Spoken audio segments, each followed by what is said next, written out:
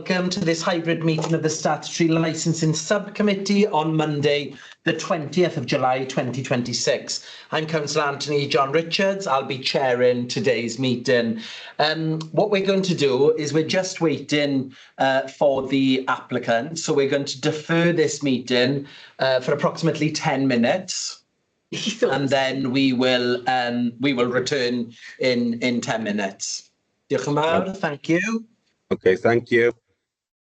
Thank you all very much. Bore da, good morning. Croeso, welcome to this hybrid meeting of the Statutory Licensing Subcommittee on Monday, the 20th of July 2026. I'm Councillor Anthony John Richards. I'll be chairing today's meeting. And just to make you aware that today's meeting will be recorded. So can you please ensure that your phones are switched to silent for the duration of the meeting? Agenda item 2 are declarations of interest. Are there any declarations of interest? See none, Chair. No. Okay. Agenda item 3 is urgent items. There are none.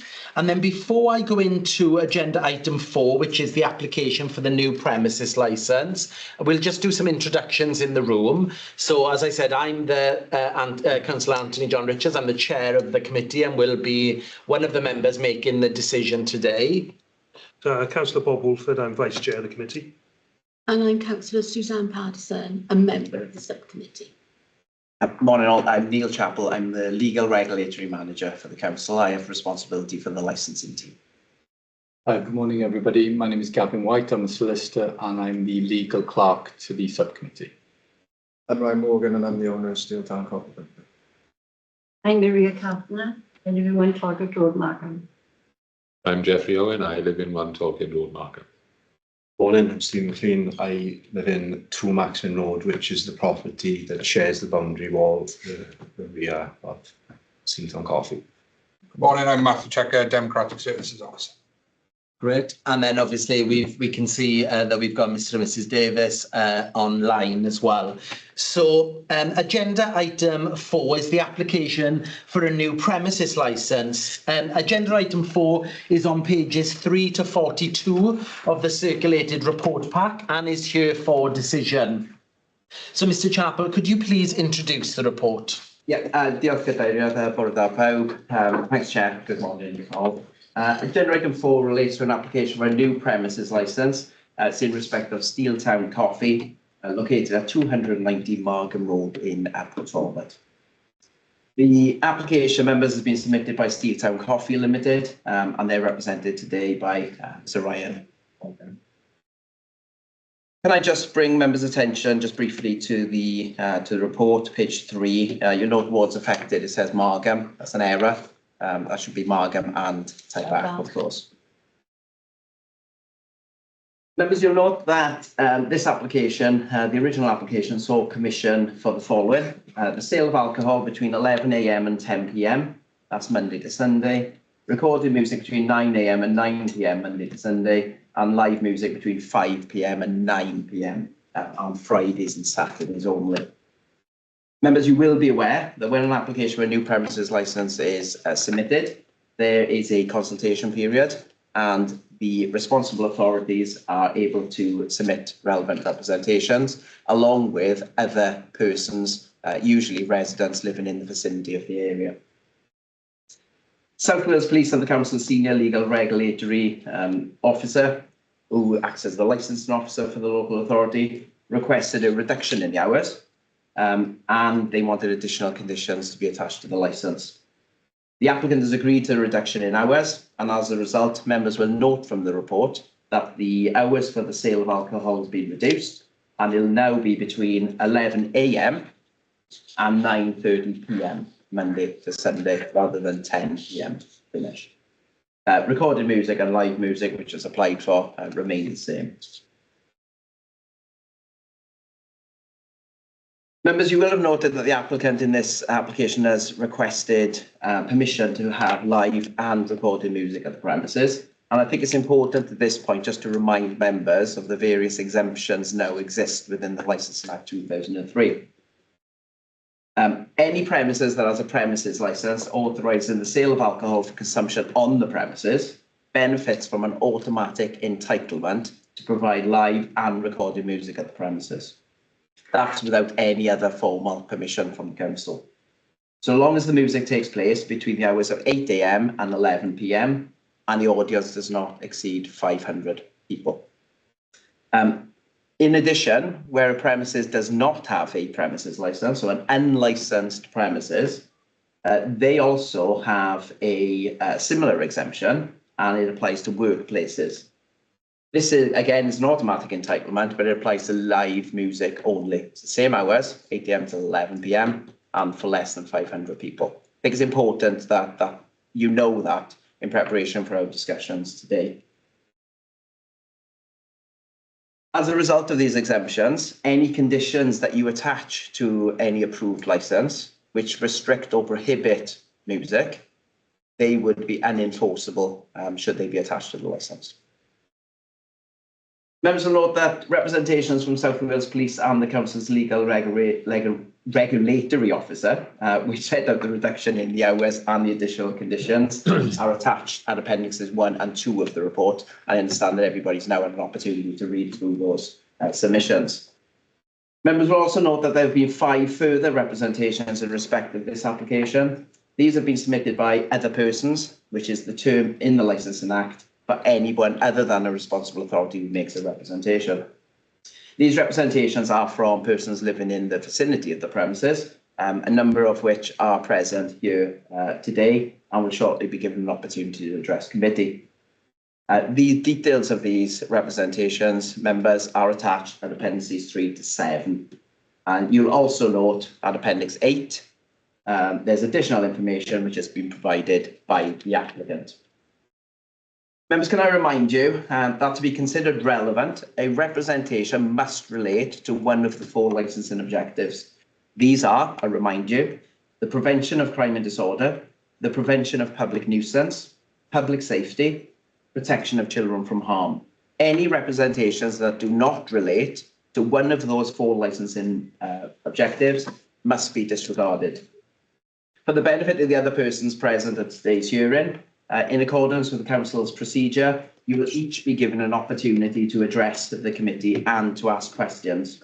You may expand upon the information that you have provided within your representations. However, during this hearing, you are not able to introduce any new materials which you haven't referred to in your representations. The Chair and the Council's legal advisor may intervene when necessary to ensure that submissions remain focused and relevant to the issues at hand. Once all submissions have been heard today and all parties have had the opportunity to speak, the committee will retire to make its determination, and members are reminded that all written and verbal representations, even the ones which parties are not represented here today at the meeting, they must be taken into consideration when determining this application today. Just finally, the options available to members. You can grant the application subject to conditions consistent with the operating schedule. You can grant the application subject to modified conditions. You can exclude from the scope of the licence any licensable activity to which the application relates. You can refuse to specify a person in the licence as the designated premises supervisor.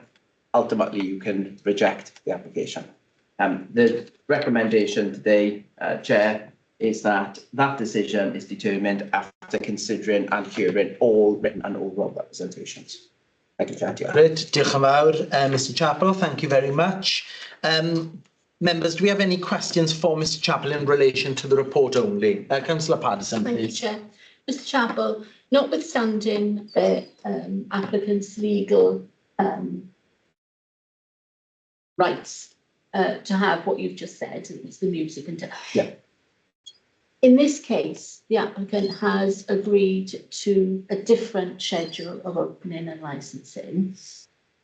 Should the application be granted, those would be legal limits.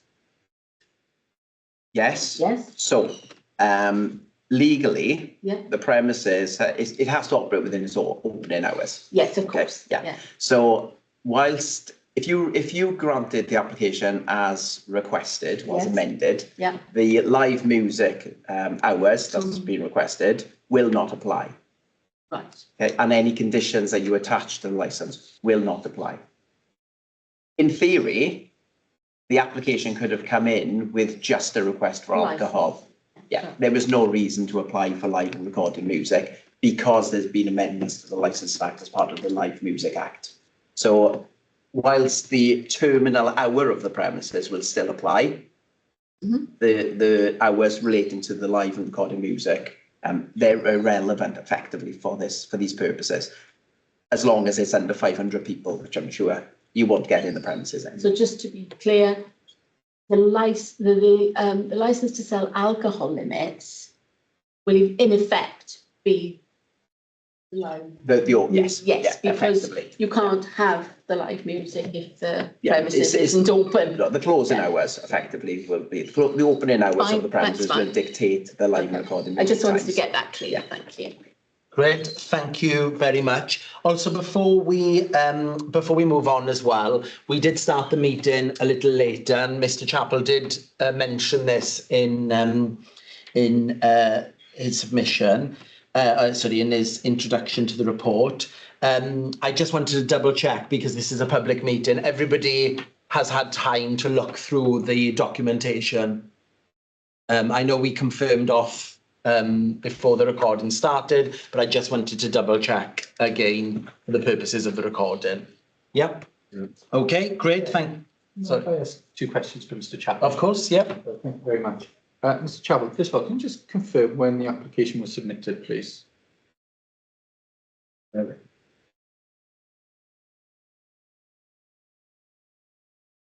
with me a second, Chair. No, that's okay. To pull up one document.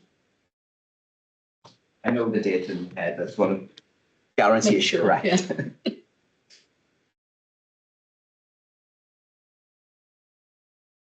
So this application was submitted the 20th of May 2026.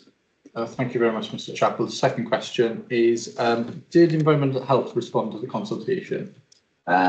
Yes, the consultation was sent to all responsible authorities. They responded on the 8th of June, and they had no objections to the application. Thank you very much, Mr. Chappell. No further questions, Chair. Thank you very much. Great, thank you very much. So in accordance with the procedure for today's meeting, there will be now an opportunity for all parties to make a statement. Once all statements have been made, there will be an opportunity for questions.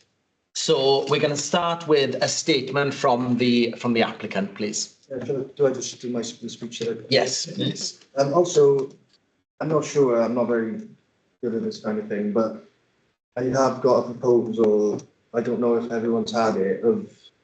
Is that the planning permission? This is the amended planning permission? Thank you very much. I'll take that. It effectively confirms, Chair, I don't see any reason why it can't be submitted. It effectively states that the applicant has made an application to vary the planning condition to put it nearly in line with what he's seeking in this application. Okay. Of the legal officer. Yes, of course. Just before we go to yourself, Thank you. Councillor Paddison, to the legal officer. Notwithstanding that, this committee is not to be influenced by planning at all. No, Councillor Paddison, Thank you. they're 2 completely separate regimes. Thank you. Yeah. Great, thank you. So if we could take your statement, please. Good morning, Chair and members of the committee and my neighbours. Firstly, I'd like to thank you for giving me the opportunity to speak today. My name is Ryan Morgan, I'm the owner of Steeltown Coffee Company. Steeltown Coffee has been established for around 4 to 5 years now and has become something I'm very proud of. I've invested a significant amount of time, money and effort into creating a business that reflects Port Talbot and gives people somewhere unique to enjoy. It was a derelict building before I had it and a bit of a mess, and I invested a lot of money and time to create a place where has many full-time, part-time jobs for the community. The reason I'm here today isn't because I want to create a pub or a late-night venue. My vision has always been to expand what is already a successful coffee shop by allowing customers to enjoy breakfast, lunch or evening meal with a glass of wine, a cocktail or a beer in a relaxed environment. This is about creating a better customer experience, creating more jobs, encouraging people to stay in Port Talbot and continuing to invest in the town.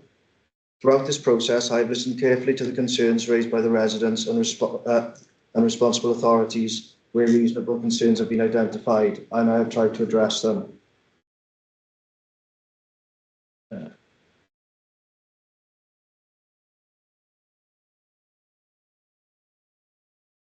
Take your time.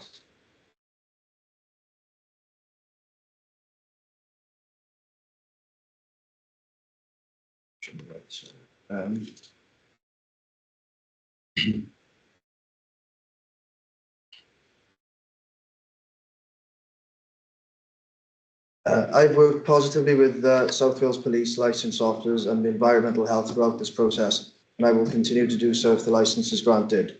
The business is very personal to me. My own children spend time at the premises regularly, and I would never knowingly create an environment that I believe is unsafe and unsuitable for families. I also understand the concerns of the local residents, and I respect their right to raise those concerns, and I genuinely don't dismiss them. My intention has always been to find a balance between an operating successful business and being a considerate neighbour. I believe the conditions that have been agreed, together with the changes I have made and my willingness to work with the responsible authorities, demonstrate that commitment. If any issues were arise in the future, I would always be willing to work with the licensing authority, South Wales Police, and the responsible authorities to resolve them promptly and responsibly.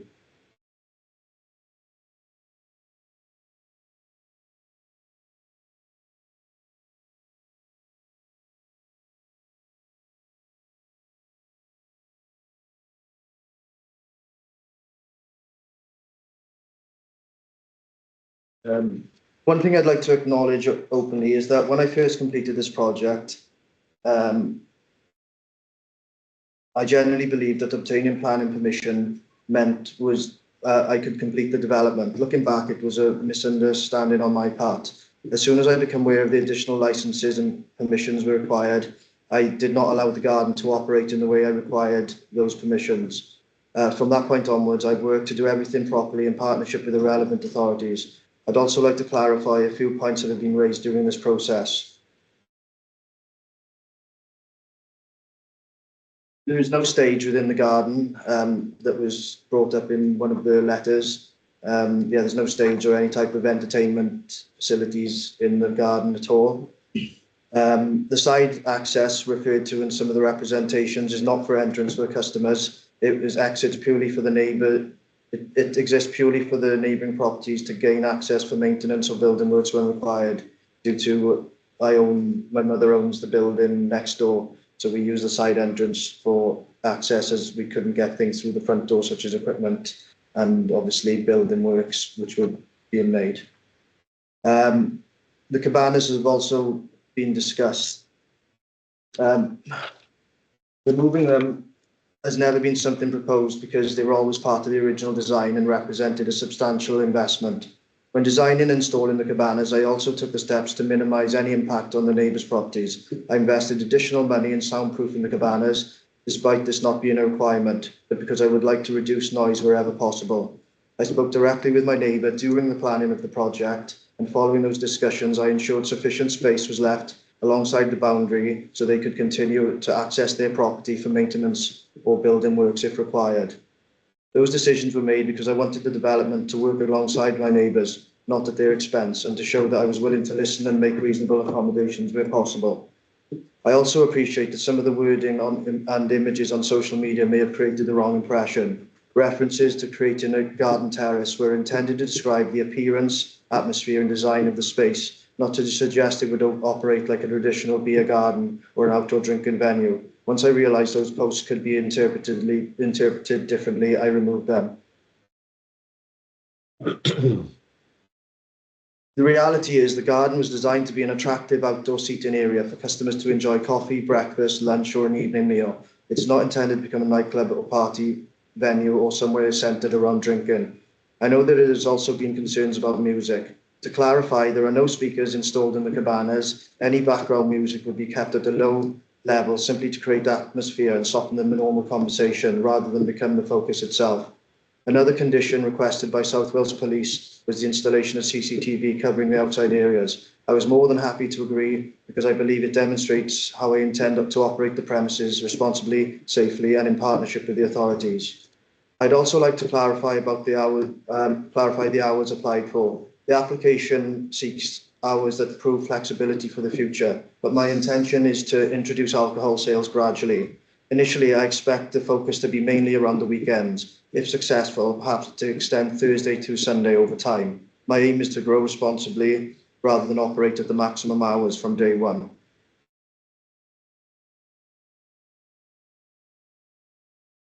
Ultimately, I hope the committee judges me on how I intend to operate this business, the steps I have already taken to address the concerns, and my willingness to continue working positively with everyone involved. I respectfully ask the committee to grant my application subject to the agreed conditions so that Steeltown Coffee Company can continue to grow in a responsible way whilst remaining a business that Talbot can be proud of. Thank you for your time and listening. Thank you very much. So now we're going to take a statement from the residents, and then, as I said earlier, you will all have an opportunity then to ask questions. So who'd like to go first with the residents? Yeah, I can go first. Thank you very much. Good morning, everyone. I'm Steve McLean, as I previously introduced. I live in the adjoining property, basically adjacent to Steeltown Coffee. So my physical home is attached to basically the back wall of the Steeltown Coffee, where the cabanas are sited. So when the planning was originally obtained, it was presented as an extended seating area for the existing coffee shop. That didn't include alcohol, extended opening hours, and music. So Live music. yeah. So since the application, there's been several social media posts which had indicated that the application conditions would not be upheld. So seeking to put music, alcohol, extended opening hours, that was there. So I'm not here against Steeltown Coffee, not at all. I'm completely pro local business. It's nice to see a coffee shop there that's local and not Costa or Starbucks. You know, no opposed to that. But my boundary wall is literally, I think, to be honest, I'll hand these out just so people can take. Yeah. Just so people can appreciate how close this is to the residential properties. Thank you. Yeah, To confirm, this plan is in your representation. Yes. Yeah, so it's on page 31, members. But it's not, it's a black and white copy, isn't it? So Yeah, that's in colour. Mine is in black and white. yeah, That's fine. Going there. okay, brilliant. You've got it in colour. You know, 31. yeah.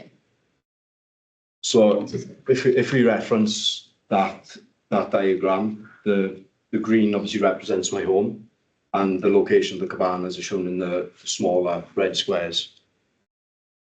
Now, I do also have, rather than just talk, a recording from just builders talking when they were putting these together. Just hold for a second. Can we go to the legal officer? I think, Mr. McLean, I think because you're trying to introduce additional evidence, which should have been done beforehand. It is referenced inside the documentation, but obviously it's an actual recording. Can I just ask, how long does the 40 seconds. on that basis and the fact that it is referenced, I agree with Mr. McLean, it is referenced. Yes, there's just to check. Is it audible? Yes. Can you hear any swearing? No, I don't think you can. That's fine. Just Yeah, that was my next thing. Is there any personal information that's No, names, right? no, they're just talking about building. Yeah. On that basis, Chair, I'd have no issue with if you wanted to listen to that recording. Yep. Just so you can gain an appreciation of how close and intrusive it is to the property.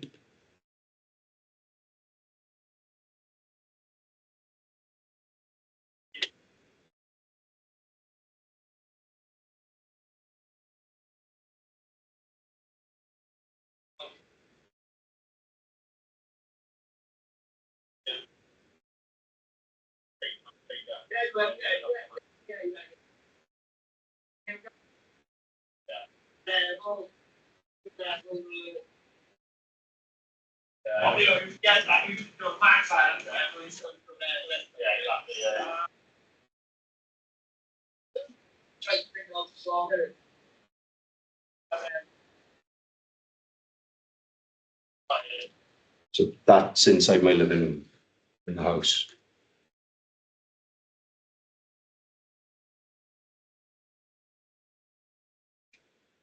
So just going from that, if we were to have alcohol licensing, obviously that would raise the base level of noise with the speakers and the extended opening hours. That would sort of be, I would expect, the minimum sort of level of noise within my living room until late into the evenings.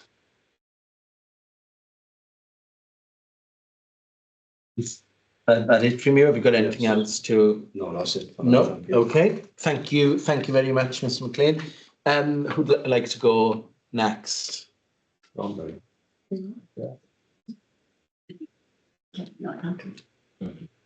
I'll go next then. Yeah. Okay. Thank you. I'll give So, it to Mr. Jeff. Owen. Yeah. Yeah. Yeah. Further to the discussions that we've already had on this matter, I believe that the vision of live music at this venue would be not played outside, but inside through French doors, patio doors, sliding doors, but then the music then projected out into the cabanas. Can I just remind you for a second what Mr. Chappell said with regards to the live music? Yeah. It wouldn't be something that we would be able to make a decision on because Because of the way the law is, Mr. Owen, Yeah. with the live music after 2012 and the deregulation after 2015, effectively, if the premises was granted a license to have alcohol, that would be allowed to be played. But I think what I will say now, if it's okay, is the live music after 2012 and the deregulation act 2015 doesn't allow a license for a noise nuisance. I think that's probably where it's sort of going. But if this application was granted, even if the windows or the doors were sort of open, that is allowed with the act. Right. Okay. Thank you very much. Also, there are no car parks for people to park their cars. So where are people going to park when they turn up to this venue? Right opposite there is a park with a children's play area. That gets very busy there from time to time. Children crossing the road. I think there's been 1 or 2 accidents there in the past. But my concern really was the health and safety and well-being of the children gaining access to the park. From Maximum Road, that's basically where they're coming from. There's a lot of houses down there. So, yeah, my concern was for the children crossing the road there because it's very busy. And I think if this was to go through, I think it would get really busier. And where are people going to park when they turn up to the venue? Where are they going to park? Because there's no car park there. They can park on the side of the road, both sides. And then you've got the issue then, well, what if there's a fire further down the road and the fire engine has to get through Maximum Road? They park on curb, both sides. But there's not enough gap for the fire engine to get through.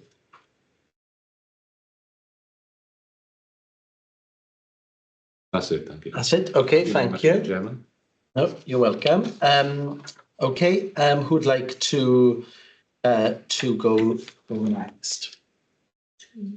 Green, Bob? So, Mr. Davis, or Mr. Davis? Is he with us? Sorry, yeah, I just wanted to find the mute button. Yeah, thank you for giving me the opportunity to speak, and apologies I couldn't be there in person. I had some conflicting meetings, and logistically it wouldn't be possible to get there. But yeah, so So I'd like to start by saying, same as us, really, same with what Steve said, and not against Steeltown Coffee at all. You know, it's already a successful cafe that brings something positive to our community. And I would like the business to continue operating exactly as it does now. And obviously, my objection to the application is solely for the application for alcohol sales, which then sort of leans into the sort of the ability to play music, doesn't it, and live music. So if my understanding correct, if the alcohol license is granted, then music is able to be played. But if alcohol license isn't granted, then music can't be played. Is that my understanding? That's correct, Mr. Davis. Yes. So again, to one of the residents, I can't remember. Oh, sorry, Mr. Davis. No. Sorry, Mr. Davis, let me just explain. that. So if a premises has a license, it benefits from the automatic entitlement to have live and recorded music between 8 and 11 o'clock at night. If a premises does not have a license, it still benefits from what's known as a workplace exemption. Now, that only allows live music, but still between 8 and 11 o'clock at night. So the premises currently, without the license, can have live music between the hours of 8 a.m. and 11 p.m. for less than 500 people, with or without the license. Okay. Okay, thank you for clearing that up.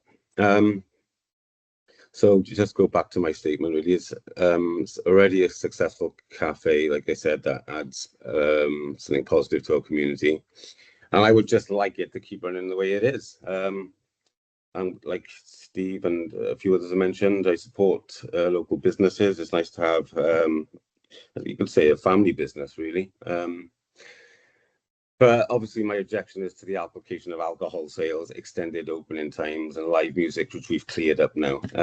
So my concerns relate to three of the licensing objectives. The protection of children from harm is the main one, the prevention of public nuisance and the prevention of crime and disorder. So this premise is at the heart of a residential community. It's directly opposite a children's playground and park that's used by families every day, and it's on the main walking route for children traveling to and from school. Every school day, children walk past this premises in the morning and the afternoon, and families use the park throughout the day and in the evenings. Introducing alcohol, live music, and later opening hours completely changed the nature of the premises.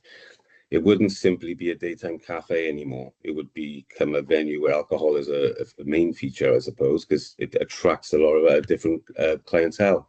I don't believe that's appropriate in this location. And my biggest concern is the impact on children. Children shouldn't have to walk to and from school past adults who may have been drinking or be exposed to intoxicated or inappropriate adult behavior. So they also shouldn't have to play in the park opposite while adults are drinking nearby, using bad language or behaving in ways that aren't appropriate around young children. So the Licensing Act places a duty on this committee to protect children from harm.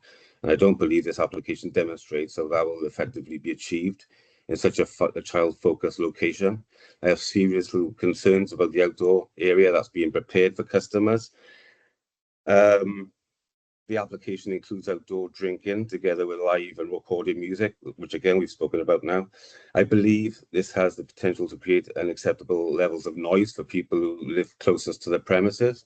I live 10 meters away to the rear of the cafe, where this outdoor area is being created. My next door neighbor, Steve, shares a boundary wall with the premises. So we are the residents most be directly affected to this. Even during the building work, I've been surprised how clearly conversations can be heard from the site, from our gardens. And I've been in Steve's house, I've overheard the same thing. I've seen how much distress this has caused my neighbours, and that's without customers, alcohol, and music. With normal conversations from builders can be heard so clearly. I'm generally concerned that live music, recorded music, and groups of customers talking, and an elevation of customers talking in response to the loud music, laughing and raising their voices will be overheard more clearly, like children play in the garden. my duty as a father is to protect my kids. So my children play in the garden during the day and sleep in the evenings. I'm deeply concerned that later opening hours and outdoor entertainment will disturb their sleep and prevent them from getting the rest they need. Their health and well-being should be an important consideration for this committee. I'm also concerned about what happens when customers leave. People don't usually just finish their drink and just go straight in their cars and go. They often stand around talking, smoking, waiting for taxis, saying goodbye before they go home. Because this is a public footpath, there's a real possibility that groups of people will gather outside the premises, creating noise and disturbance for nearby residents late into the evening. I'm also concerned that this could lead to loitering, antisocial behaviour outside the premises. Even if only a small number of customers gather outside, it could make children, families, elderly residents feel uncomfortable or intimidated when walking to the local shops. They're using the footpath or visiting the park.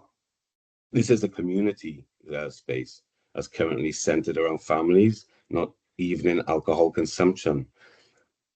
I live only around 10 metres from the premises, like I said, and there are many other residents immediately surrounding it, including that's one directly attached, which should be considered.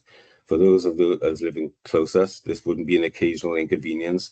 It would become a regular part of the evenings and have a significant impact on our quality of life, health and well-being.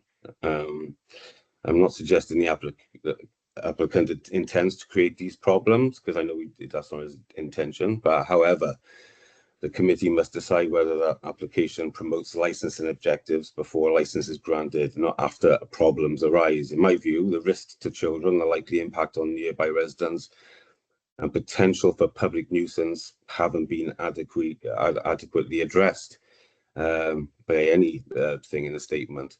If this premises was located in a town centre or commercial area, my concerns would be very different, obviously, but it isn't. It's in the middle of a residential community, directly opposite a children's playground, a chapel, and a direct route used every day by children. It's the main route that people use on the estate to take their kids to school. And kids sometimes walk over a certain age, are allowed to walk on their own back and forth to school. That puts them at significant risk. For those reasons, I respectfully ask the committee to refuse this application and just allow Steeltown Coffee to continue being a successful community cafe as it already is. So that's it from me. So thank you for listening to me. Great, thank you, Mr. Davis. Mrs. Davis, do you want to make any comments? Yes, please. Obviously, obviously, a lot of my my sort of points are very, very similar. But from my main one, I'm a mum of three small children, young children. Two of those already attend the local school. So Ysgol Cwmbrombil is obviously it's a school, it's a primary school and a secondary school. I think that's relevant here.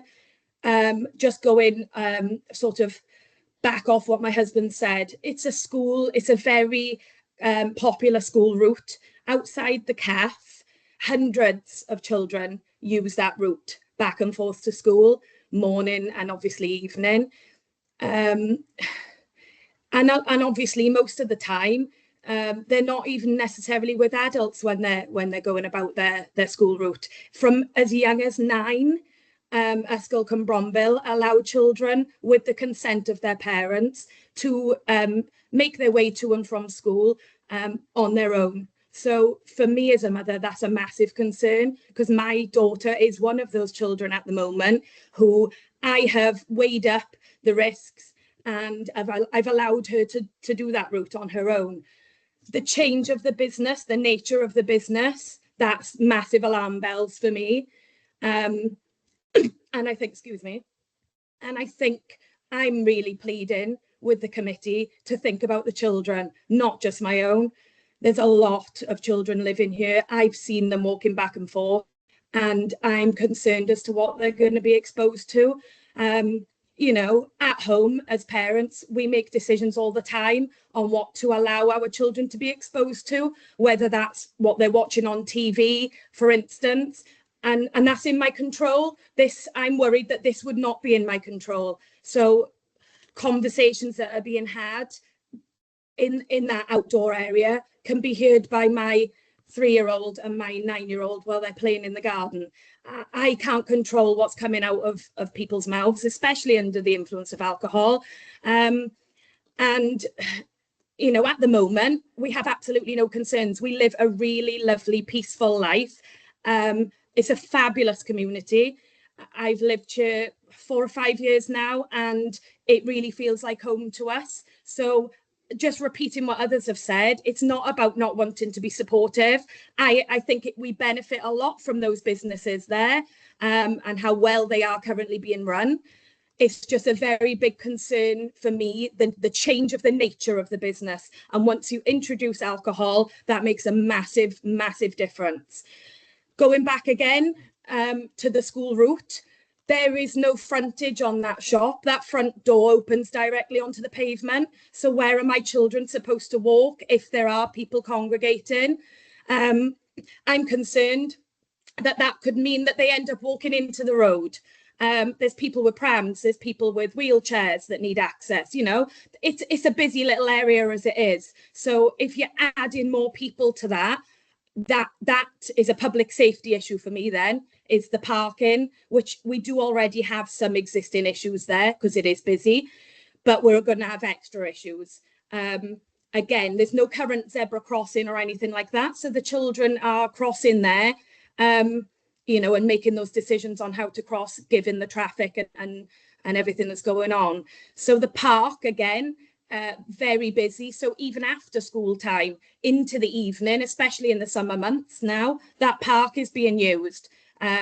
It's a very popular park. So, and that's directly opposite. So you've got the same sort of, my same concerns there, just outside of school times, outside of term times. We still have a lot of children in the area. And yeah, so I don't want to obviously repeat too many points, but I just really want to stress that I am concerned about the protection of children from harm. And I think it goes hand in hand with the public safety elements.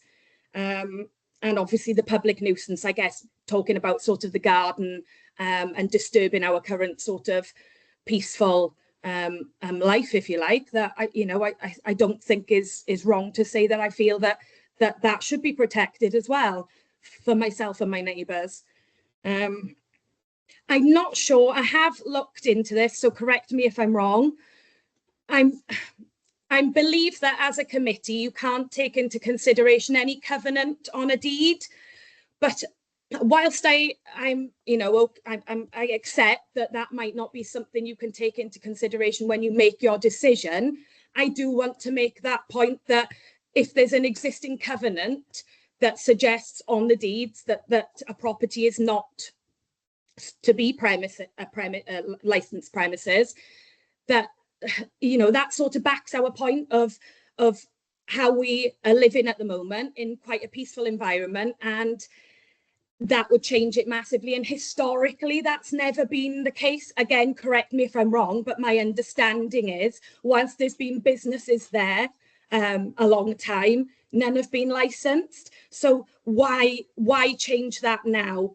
From a resident's point of view, I'm questioning why does that need to be changed now? And what comes with that? As my husband said, it's the location. If you're in a city centre, town centre, it's a completely different thing entirely. We're very, very close. Our residential property is so close, and as are others. So yeah, I think the actual building itself, is it fit for that purpose? It's terraced, it opens onto the pavement. I don't want to take up too much of anybody's time, but I really want to stress that it's something that we are really concerned about. Thank you for listening.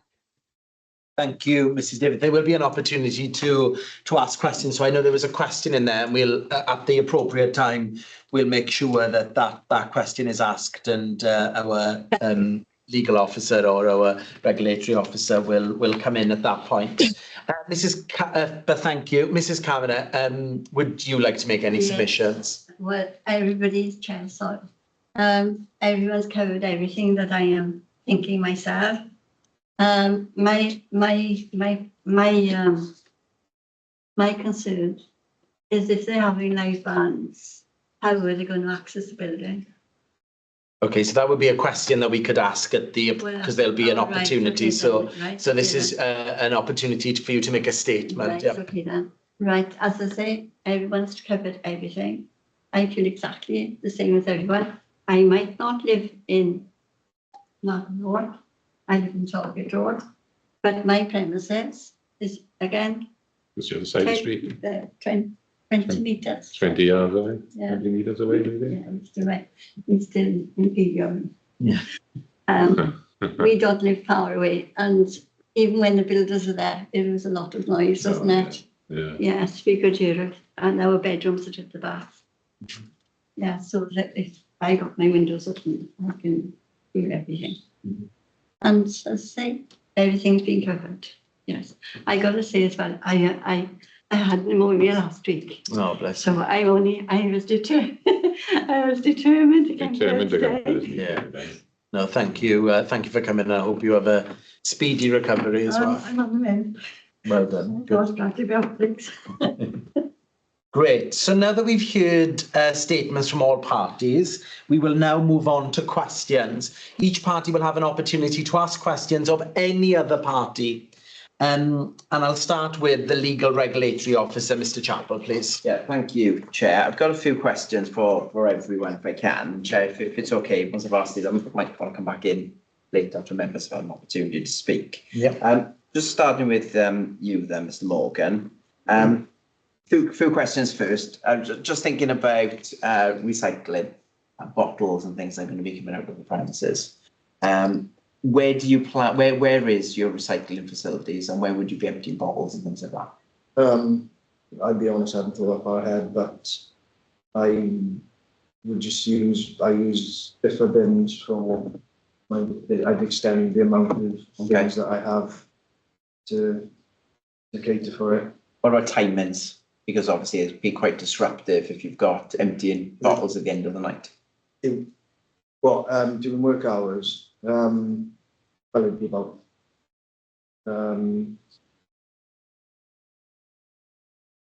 I don't think personally that people hear much going on like that, you know, at 9 o'clock or whatever time. If it was a problem, then I'd store them and make sure they've done it at an appropriate time. Would you be happy with the condition on any approved license that restricted the hours that you could put up your bottles and your waste? Yeah. Okay. You've spoken about your business plan, and you said you don't want this to be a nightclub or like a pub venue. What do you plan to do in your garden? Can you just yeah, could I? Because I think the neighbours are also misconceiving the whole picture here. So I would like to say my plan. For the garden? Yeah. Okay. It kind of covers the garden, the opening hours and everything. It was very awkward to me because I'm friends with the neighbours. So like obviously this caused problems. Isn't what I wanted. You know, I help Jeff with things all the time. You know, and Steve's been a friend for a long time. Ryan since he's been about. Ryan, Yeah. So this is hard for me as well. And basically, I only want to open the maximum Friday to start Friday and Saturday. I wouldn't look to serve alcohol until 4, so the school kids wouldn't be affected because they'll be home. So you know, it'd start Friday 4 till. I'd reduce the garden hours because of Steve. I spoke to a licensing and he said about 7:30. I don't think that's excessive. You know, it's a shame we are so close. But then if successful, it may be Thursday to Sunday. That's the most, you know, I run several businesses, it's a lot of staff. Like I'm only starting small and primarily I'm going to put evening tapas on and it'll be food with drinks. The outdoor has 3 cabanas and I wasn't even going to put any more seating down to make the amount of people out there not that many because there's only 3 cabanas there. maybe at the odd table which doesn't have food, just for drinks, but that would keep the number of people down. And once it's full, and then everyone can come inside. If I was to have the alcohol license, which really is important to me inside, because how often are they going to be able to use the garden with the British weather? So it's 10% of the year. So if my alcohol license is inside, that is my main priority. I'm willing to negotiate, even though I put a substantial amount of money into the garden, I'm willing to negotiate acceptable terms and conditions for the garden because of noise, because I don't want to be noisy. But what I do know is when music is played inside the premises, Steve cannot hear it, even when it's loud. You can't hear it outside unless the windows are open. You might hear it. So, and also the live music, like if I was to have it once a month, maybe to a guitarist inside with tapas, 4 till 9. That might be the odd once a month, the odd thing, but and again, that's inside, not outside. I know the noise that would make would be way too much for the neighbours. So as I said, I wouldn't want that. So during the week, I wouldn't even serve alcohol till Friday and Saturday evening, where school kids won't be passing. They'd be home. I have 2 kids of my own. They're there all the time. I'm a family person. I use the park all the time. So yeah, that's my plan. And if the conditions and terms need that in writing, then I'm fine to go with that, because the indoor is where I feel, because I can use it all year round, is my priority. The outdoor was a lovely addition that I just thought even my neighbours would like to use. But obviously, I did live above the shop, so I do know what it's like to live there. But yeah, I don't want to be a pain to them. I'd like to be as reasonable as I can for them. And also, I know you say it's a successful business, but businesses need to grow, and it's stagnant. It becomes stagnant. There's a lot of taxes, wages. I'm trying to find ways to make more money, provide more jobs, and just make a better business. So that's the reason I'm doing it. It's not, I don't even drink much, so it's just I just think people like it, like a drink. I'm aiming to do tapas in the evenings, and I thought it'd be nice to be able to drink with the food. And by 9 o'clock, I think that's very early. People aren't going to be, like a pub where it's 11, coming out steaming and causing a riot, because if 9 o'clock is where you stop, then they go on to other things. So yeah. Okay. You give us quite a lot of information there, some sort of times. Just to clarify, you said initially Friday to Saturday, but eventually Thursday to Sunday. You potentially wouldn't want Monday, Tuesday, and Wednesday. No. Okay. And you mentioned 4 o'clock. To start. Yeah. Yeah. Would you be looking at expanding that in the future, or do you think 4 o'clock is reasonable anyway? I think it's reasonable. Yeah, it's not like the type of venue that you don't have a pint with your. No. You know what I mean? Yeah. That's why I wanted to do it for the evening. I'm just trying to find compromises. Yeah, that's fine. Yeah. So you said 4 o'clock, and then you also mentioned 9. Yeah. So in my newest application, it's till 9. He advised me, and I thought that was fine. If 9 o'clock. Yeah. So 9 o'clock you would finish serving alcohol and close at what time? Well, 1:30, I think, just to be. Sorry, can we have one person speaking at a time, just for the recording at home, because Mr and Mrs Davis won't be able to hear either. So if you can confer before any questions, yeah. If you were to finish at 9, would you close half an hour later then? Yeah. 9:30? Yeah. And you'd be happy with that? Yes. And the garden, you mentioned that you've got the cabanas. So this plan is correct that so Mr McLean has put in, yeah? Yeah, so the cabana, was that recording before the cabanas were put up? The recorded. Yeah. No, they were already up. They're already up. Because I've just had people sit in the cabanas and talk, and I've gone behind, and it certainly isn't that loud. So Okay. And I'm willing to have a sound check or anything. But my question was, the cabanas are indicated on Mr McLean's plan, and they are alongside his boundary there, yeah? But also, I was transparent with Steve all along. I told him where they were going, so it wasn't as if I put them up and said there's cabanas here. I literally told you I was having them. So the application was for extended seating for existing cafe, not for speakers, alcohol. Well, that's no going to be, music. we'll have a chance to ask questions between you in a second, but my question was going to be, they're indicated that there's speakers by the stars. I think there were sources of music and speakers. Are there speakers in the cabanas? No. There's no speakers in that. Nothing at all. You mentioned that you would have background music outside though. If I was allowed, yeah, because Where would those speakers be then? Back I would have them facing, so it doesn't face the building. It would face the coffee shop, not the residents, because obviously sound travels. But I mainly wanted that to muffle noise, because I researched that music ruffles out chatter.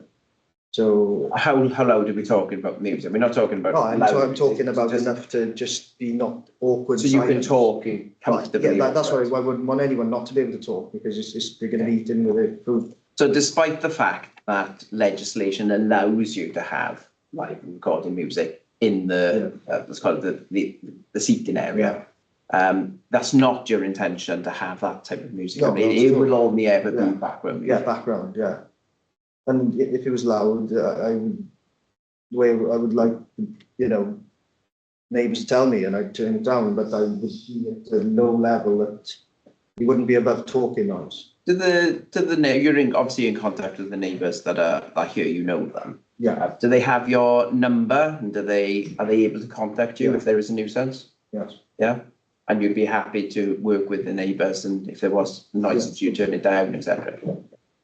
Like I agreed to build a wall. There's a feather edge fence behind the cabanas, which would create a bit more noise to Steve because it's onto his back garden. And obviously we've had a miscommunication, and they're kind of, obviously he's worried and so forth. So, I'm willing to invest money in helping it be less noisy. So it's not like I'm, building it and I don't want anything to do with anyone, and I am trying to work with people. The outside areas, you mentioned that the inside was your priority. Yeah. The outside seems to be the bone of contention for the noise nuisance. That's what I'm hearing from the neighbours. Yes, there's issues with the alcohol inside as well. But if there was a decision made to restrict your licence to the inside areas, would that be something that you would be comfortable with or not? If it was the only way for me to... If it was that or nothing? Yeah. Yeah, right, okay.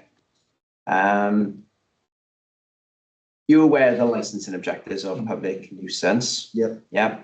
Obviously, if you do create a nuisance, then there's a statutory nuisance. So that could be reported to Environment Health, the license will be reviewed, etc. You're aware of those procedures being in business? Yes. Okay. There was some comments made about the outside of the premises. I think everybody mentioned the school children or congestion of people sort of blocking the pavements, and we've got to stay relevant here to the licensing objectives. But obviously there could be a public safety issue if your premises is causing the pavement to be blocked and people having to walk. I can't. Is there anything planned for the front at all? Outside the front of the premises? No, to me, the co-op is unbelievably busy. Like, I don't see that a problem. Like, it's busy in the day, but it's not busy enough. There's never a gathering outside. How wide is the pavement outside the premises? Like a full, like an average pavement. Width of this table? No, I'd say half to half the table, maybe. So from here to half. Yeah, about that, yeah. So average size of a pavement. And also, will there be people outside the front for your premises? Is there any reason for them to be outside not the front? really, no. Because once I don't plan on having walk-ins either. It's going to be bookings. So as soon as it's booked, there is no more. It's not big enough venue to have just people walking in. I want it to be bookings. Tables are booked. Yeah, and that's it. I noted on your. It wasn't conditional that you put in your operating schedule, but on your detailed plan that you put in, it said no vertical drinking. It was seated, Standing. not standing seated, effectively. Yeah. So you're not intending for people to come in and be able to sort of stand anywhere and drink. It'll all be seated. There wouldn't be any room. Okay, so if they're not seated, they won't be drinking. Yeah, the tables, there's not like a standing area in the shop where you can just stand. It's all seated. Okay. So again, you'd be happy, comfortable potentially with a condition relating to that, which would prevent people from having to be at the front of your premises because they'd be seated. Yes. Also, I think the parking issue is something I'd have to disagree with. The parking issue, I was going to come on to that with the residents, I'll address it now, but parking and the availability of parking is not a relevant consideration for this committee today. It doesn't relate to one of the 4 licensing objectives. It might relate to planning, but it doesn't relate to this committee unless any of the residents can relate that somehow to one of the licensing objectives, the availability of parking. There's tactile paving on the edge of where the shops are, and people park on top of that. So to the things with the lamps for blind and visually impaired people, they are constantly parked on. Yeah, again, that wouldn't be. That would have to go through to planning. That wouldn't be brought into it. Where people park, unfortunately, there's no control. That's not public safety. On that. Well, public safety. The premises can't control that. That's the problem. So the fact that the premises is there, it can't control where people park. Yeah. So that can't be taken into consideration. There was a hand up. Did you want to come in on that same point, Mr. Davis? It was the same point as Steve, but the public safety element of it. You know, the business can't, you know, obviously, but if you're approving a license, it's going to attract a bigger clientele, isn't it? A bit more people to the business. So that's something that's got to be considered because there's currently no parking as it stands. And you know, the coffee area at the moment does cause a few problems at the moment with parking because there's no double yellow lines there right on the corner. There's been a few near misses coming around the corner, so an increase of parking needs to be considered as well. You know, it can't be considered for these purposes, but obviously if you have got issues with parking, then they can be raised with your local member or directly with the council to look at that for other methods. We've already asked about that. Okay, but that's not for this committee, We've already, 3 years ago. But not for consideration today by members of the car parking issues. Okay, thank you, Mr. Moore. And I want to go on, Mr. McLean, your premises here, you said that when you took that recording, yes, the cabanas were up. So they were there. And where were the builders? Were they working on the cabanas? I'm assuming when they were that side of what put in because there's a new fence going up. Okay. Like a perimeter fence, like the what sort of time was that? That was in the middle of the day. Yeah. And you said you were in your living room? Yeah. Your living room is looking at your plan, is that the one that's attached to alongside the yellow line? So that's an internal garage which used as a laundry room currently. Yeah. There's an internal door then it goes into the living room, so it's in the house and I can still hear that. So it wasn't that's a garage first, so the living room's not in there? No, it's an internal garage with a laundry room. Yeah. So the living room is further inside the house. Yeah. And for example, the other day I was doing an interview in my living room. Yeah. And I had to keep apologising because the girl jumped in. I was on an interview for quite an important job. So you anticipate that if there was alcohol involved out there, if that's a baseline for talking, you're introducing music, that's increasing the baseline as well. We've heard though that there potentially wouldn't be music in the garden, whereas we couldn't condition it. There was an agreement that there wasn't music in the garden and only people potentially drinking alcohol and sitting out there. You'd still have an objection to that? Yes. Yeah. What about if there was no alcohol in the garden? Would you still have an objection to the inside of the premises? Yeah, because I've got the right to enjoy my home after 4 p.m. You know, I don't want to be sat in my living room till 8, 9, 10 p.m. Right, I mean, if there's no alcohol in the garden at all, so they'd only be able to go out there for non-licensable activities. Personally, going to my personal circumstances, me and my missus are trying for a child, looking to raise a small family. I want to be raising a child in that environment with, I like Ben said, you know, kids go around to the shop all the time. I wouldn't want to, and the missus is also of the same opinion. Just been talking about moving house because of all of this development. It's caused so much stress and anxiety over the past few months. It's just really taking its toll. I understand that. The production of alcohol is just, it's completely inappropriate for its location. Can I just check you understand though, that if there was no alcohol, if the licence was turned down, then obviously people could still go into the garden for non-licensable activities, so drinking coffee and things like that. That was fine. That was the original proposal. Right, so you're happy with drinking coffee in the garden? Yeah. So my question was, if alcohol wasn't allowed to be taken outside, so no alcohol in the garden whatsoever, just inside the premises.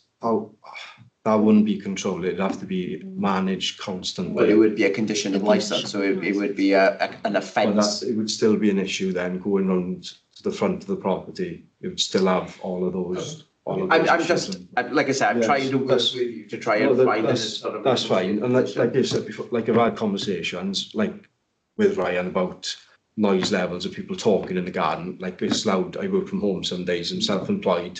You know, I got to work as well. It's loud talking, and towards the end of the conversation was, think of the lock-ins that we can have. Okay. Which I thought was odd, considering the conversation we just had. Yeah. Or see, if there was a licence issued for the premises and they went past their permitted hours with a lock-in, that would be an offence, which you could obviously report.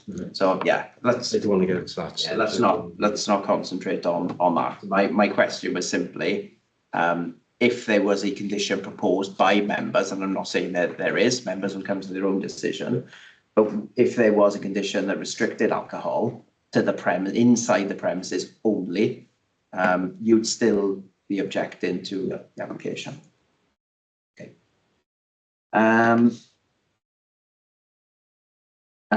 Mr. Owen covered the car parking issues with you. You mentioned, a couple of you mentioned the park actually across the road. Yes. Can you be, for members' purposes, a little bit more specific on how children in the park across the road are going to be affected, or the premises would undermine the licensing objectives by children being across the road in the park and the premises being this side of the road? Just so members can make sure that your comments are relevant to the application. Yeah, well, I believe that the children gaining access to the park have to pass the premises to cross the road anyway. Okay. Which is quite busy. Notwithstanding that the co-op is there and they have 18-wheelers that pull up and they reverse past our house sometimes to get to where they want to go for access to the co-op. Okay. There have been a number of accidents there as well.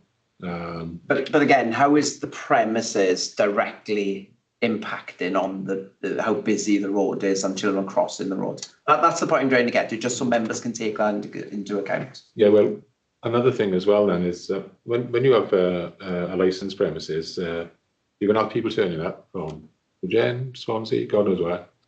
Where are they going to park?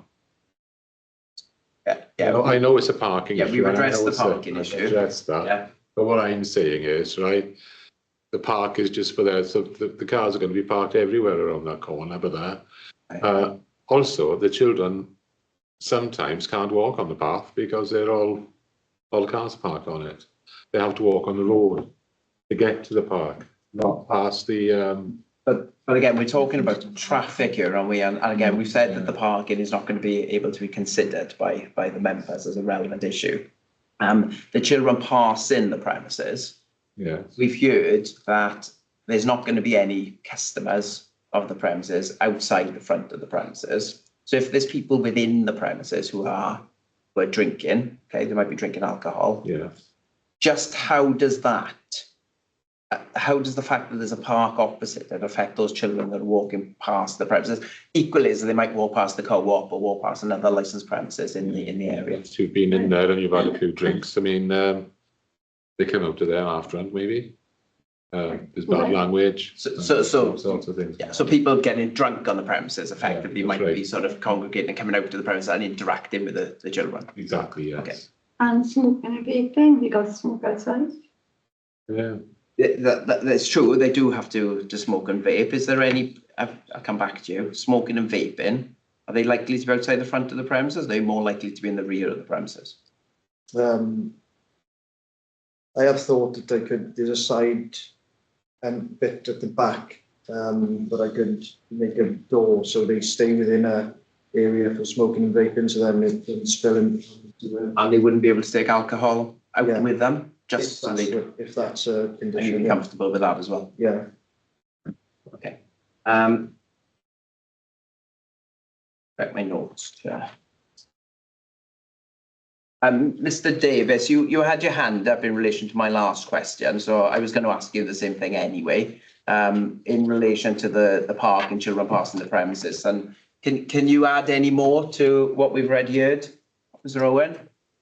No, I think it's obviously people congregating outside. We all, you know, in reality, people do, don't they? You see it many times now, especially when smoking's not allowed and vaping's not allowed inside. People do congregate outside for longer periods. Is where people have a chance to meet. Sometimes it's more sociable outside than it is inside sometimes, because people do stay there longer now, smoking and vaping. They can't control their language, and we all know what effects alcohol has on communities. It destroys communities sometimes. You can't control what people do under the influence of alcohol. There's going to be adults there speaking, talking, loud, swearing when kids are walking past. Kids are walking to the park and back to the park. That park is so close, you can overhear people talking. And going back and forth to the co-op. I know the argument is the co-op's quite busy, but people are not hanging around outside after having a drink, are they? They're picking up their food and they're jumping in their car and going home. A heavy footfall as it may be, but people are not congregating outside smoking and talking. And it's all very well, okay, the premises, they can't control that, but who's going to police it? You know, if you grant these licenses and put all these conditions in, it's going to fall to the residents to police it, isn't it? And we don't want to have to be reporting and messaging Ryan, and as agreeable as he might be, but we don't have to have that. We don't want that responsibility of having to phone or complain all the time and putting up with it and then having to complain. Once the license is granted, it's too late. I mean, from the place where the coffee shop is, common sense tells you that that's not the right place for alcohol, to sell alcohol, to serve alcohol. It's right in the centre of a community, a residential community, chapel opposite with a playground and kids walking back and forth to school. The area outside, there's no shelter. It's exposed, and residents in gardens nearby can hear that live music, amplified music. That's amplified music. No one would like that by their the premises. I just don't understand. And coming back to the original question, sorry. So my main thing is children passing, people congregating on the street. They're going to have to go onto the road to pass in some cases, which they do now sometimes when it gets a bit busy out there, but not solely down to the cafe, to other businesses as well. There's a small pavement, and like I said, voices can clearly be heard from the park where people are hanging outside. And what's to stop people wandering over under the influence of alcohol into the park and making inappropriate comments to kids? Who's going to police that? It's too late when something happens, isn't it? So I think we all got a responsibility to check the amount of children. I wouldn't bring this up if it was just one or two kids walking by and the park was barely used. It's the main route on the way to the school. We got a responsibility to protect kids from adult behaviour that can't be controlled. Who's going to control it? You know, are they going to have security? Are they going to have doormen? None of that has been addressed. So that's my concern. I'm looking after my kids who go over to that park regularly. If something happened, and it's too late, isn't it? You know. Okay. Okay. Thank you, Mr. Davis. You heard from Mr. Morgan, and he set out his plans for the premises. Does it give you any comfort at all with sort of a change in the maybe what you were expecting the premises to be and what it's likely to be? Alcohol inside only, no music in the beer garden. Does any of this give you any comfort, or is it purely the fact that an alcohol license is not appropriate for the area at all? The alcohol license isn't appropriate for the area at all, and people can say, no offense to Ryan, I get on with Ryan. You say, never caused any problem to me. He's a cool guy. But it does concern me that the conversations that Steve mentioned, that he's overheard things. And anybody can say anything, can they? To get the licenses. Oh yeah, we'll do that. But who's going to, like I said, who's going to police that? Once you've granted the license, it's going to be down to residents to manage that situation. And that's not fair. Because kids are already being exposed to that sort of behavior. Would you like it next door to you? That's what you got to think. Would you like it next door to you and your kids? Thank you, Mr. Davis. Thank you for answering that. And then just finally, Mrs. Davis, you mentioned a covenant on the premises. Is there a covenant on the premises out of interest? I'm not sure. You're not sure? Okay. Sorry. Can I interrupt? It was my understanding that another one of our neighbours who objected, I think he looked on his deed, certainly, and he's been aware of it. He's lived here, I think, over 50 years, Keith Hook. So that was brought to my attention. I just did a very small, short sort of bit of research, and it backed up that that was the case. But I was also told that that the committee couldn't obviously use that as a reason to make a decision sort of solely. But from my point of view, I was just using it to back up my point of it just not being historically the intended nature of those businesses there. I believe there's been, I get that. I get where you were coming from with the covenant, but I will point out that if there is a covenant on a premises, that couldn't be taken into consideration. Obviously, the applicant wouldn't be able. You could be in. I assume you lease the premises, do? Yeah. So he could, if there was a covenant, he could potentially be in breach of his contract and his lease, but that would be a matter between them and the landlord for them to rectify that. Oh, you own the property too? Yeah. Oh, you should be aware if there's a covenant on the property then. Okay. All right. But if there is, then that's something that Mr. Moore will have to look into himself to rectify. Members wouldn't be able to take that into consideration today. So just finally then, to all the residents that have spoken today, for what I'm understanding, regardless of whether this application is amended, extra conditions put on it, the bottom line is, if it was just alcohol for the premises, you would all still be objecting to the fact that the licence had been applied for. Agreed, yeah. Well, it all depends what them considerations are, isn't it? And conditions are. Because it's hard to sort of say yes without knowing exactly what the conditions are going to be. Then it'd have to be discussed again. Well,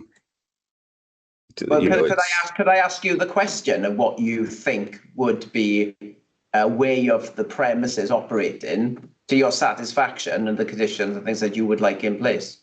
Could you imagine how we could operate acceptably too? Not on the spot. Okay. No, I don't want to put you on the spot. Yeah, I just thought perhaps you had something in your mind. You could say if you did this A, B, and C, then it would be acceptable. But if you haven't, that's fine. It's two paths to this, isn't it? And before we were informed about the music and the alcohol and how that sort of affects the other, and because a lot of our objections were about live music and stuff. But obviously, what you've communicated today changes that a little bit, doesn't it? Of course. So that's thrown us a little bit, that element of it.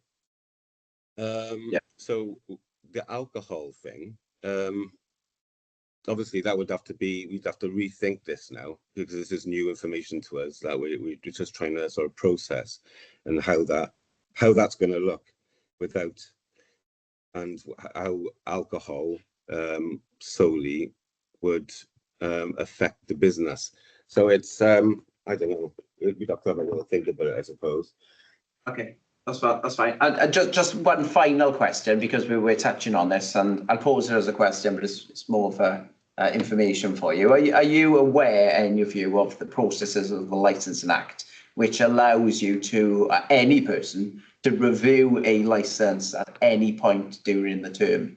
So effectively, what it does is, if there are issues identified with the premises, you can call a review, and it goes through this same procedure, but then that is effectively giving everyone an opportunity to look again at the licence and see if it was appropriate after a period of time. Are you aware of that process as sits within the Licensing Act?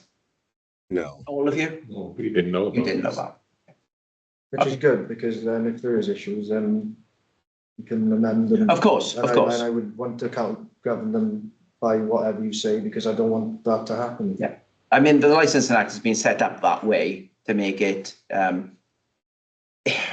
to make getting a licence, I wouldn't say easy, but available for people to have a licence, but also the ability to very quickly look at it again if a licensed premises caused a problem or a nuisance. Members will be fully aware of the processes involved anyway, because they've been fully trained. So, Chair, I'll leave it there. If I do come up with any other questions, if I can, please come back in later on. Yep, we will give opportunities after everybody's had an opportunity. So, any questions from yourself, Mr. Morgan?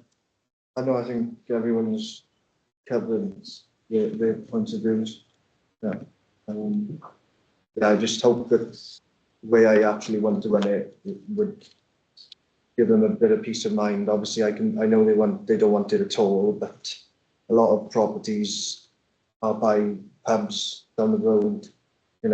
Hampton and Cardiff, you've got pubs right in the centre of residential, and if you buy near commercial properties, then I suppose that's always a risk. We will give you an opportunity to summarise at the end, but this is your opportunity now. If you've got any questions to anyone here, there's I'm fine. no. Okay, but it's a point that you can make at the end when we summarise. Okay, the residents. Any questions from residents? No, I haven't got any of you, Steve. Yeah, just why wasn't all of this put on the original planning application? Because I thought. Can I just stop you there? When you say planning, what do you mean? Because this is not a planning committee, so just to clarify the question. It's made it a little bit grey, hasn't it, with the alcohol being linked to the live music and extended opening hours, and there's also a side-by-side planning variation going on as well, which is really muddying the water with all this, even though it's all linked. I know there's planning and the licensing, but it's all being done side by side and one in front of the other, which is making things very Muddy. Yeah.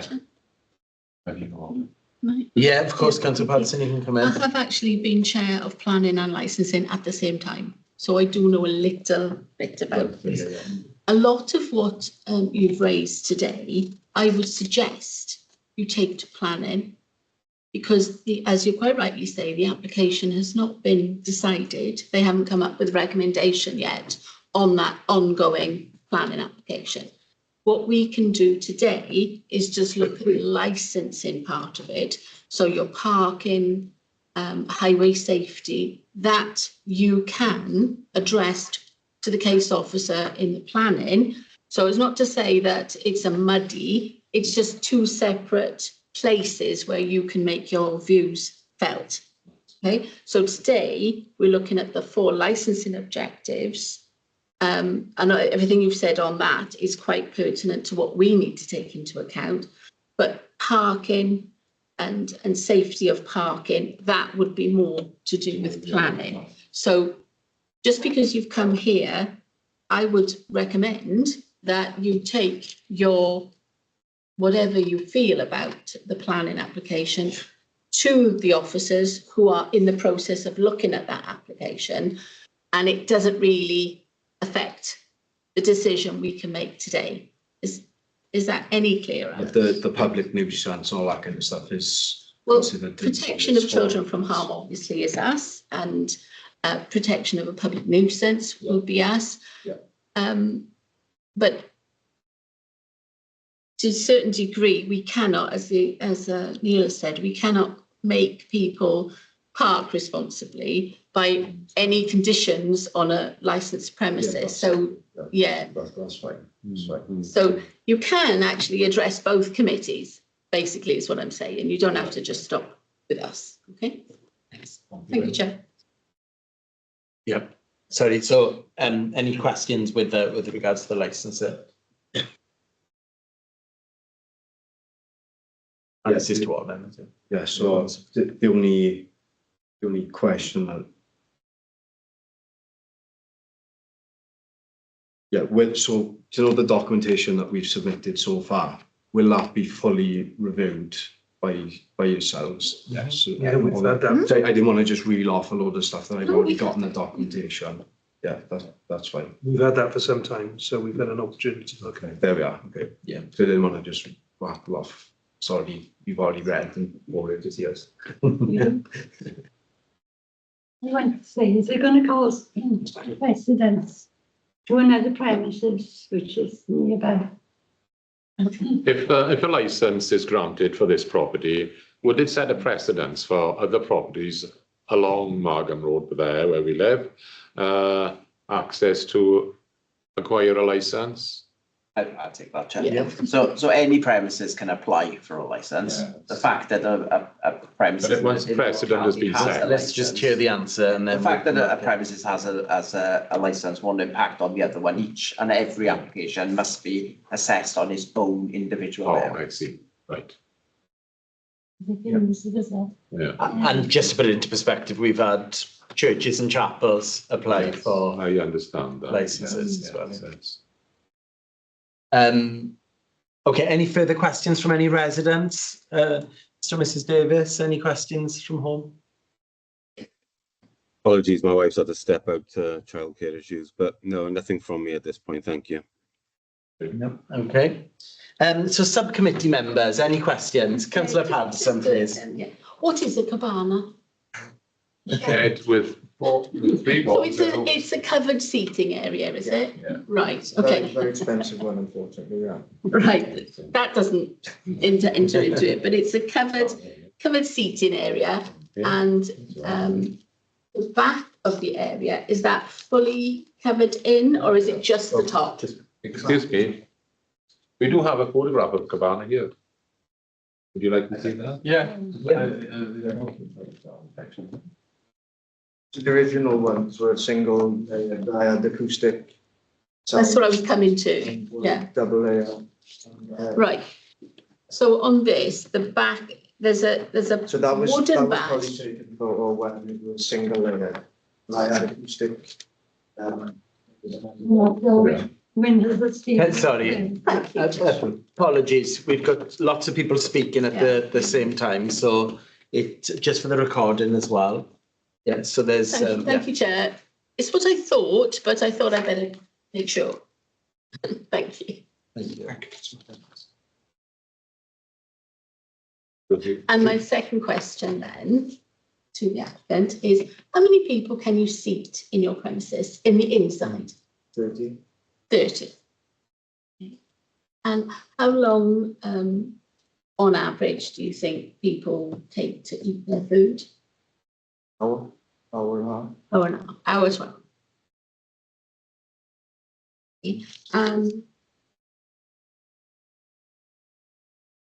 Nothing further at the moment.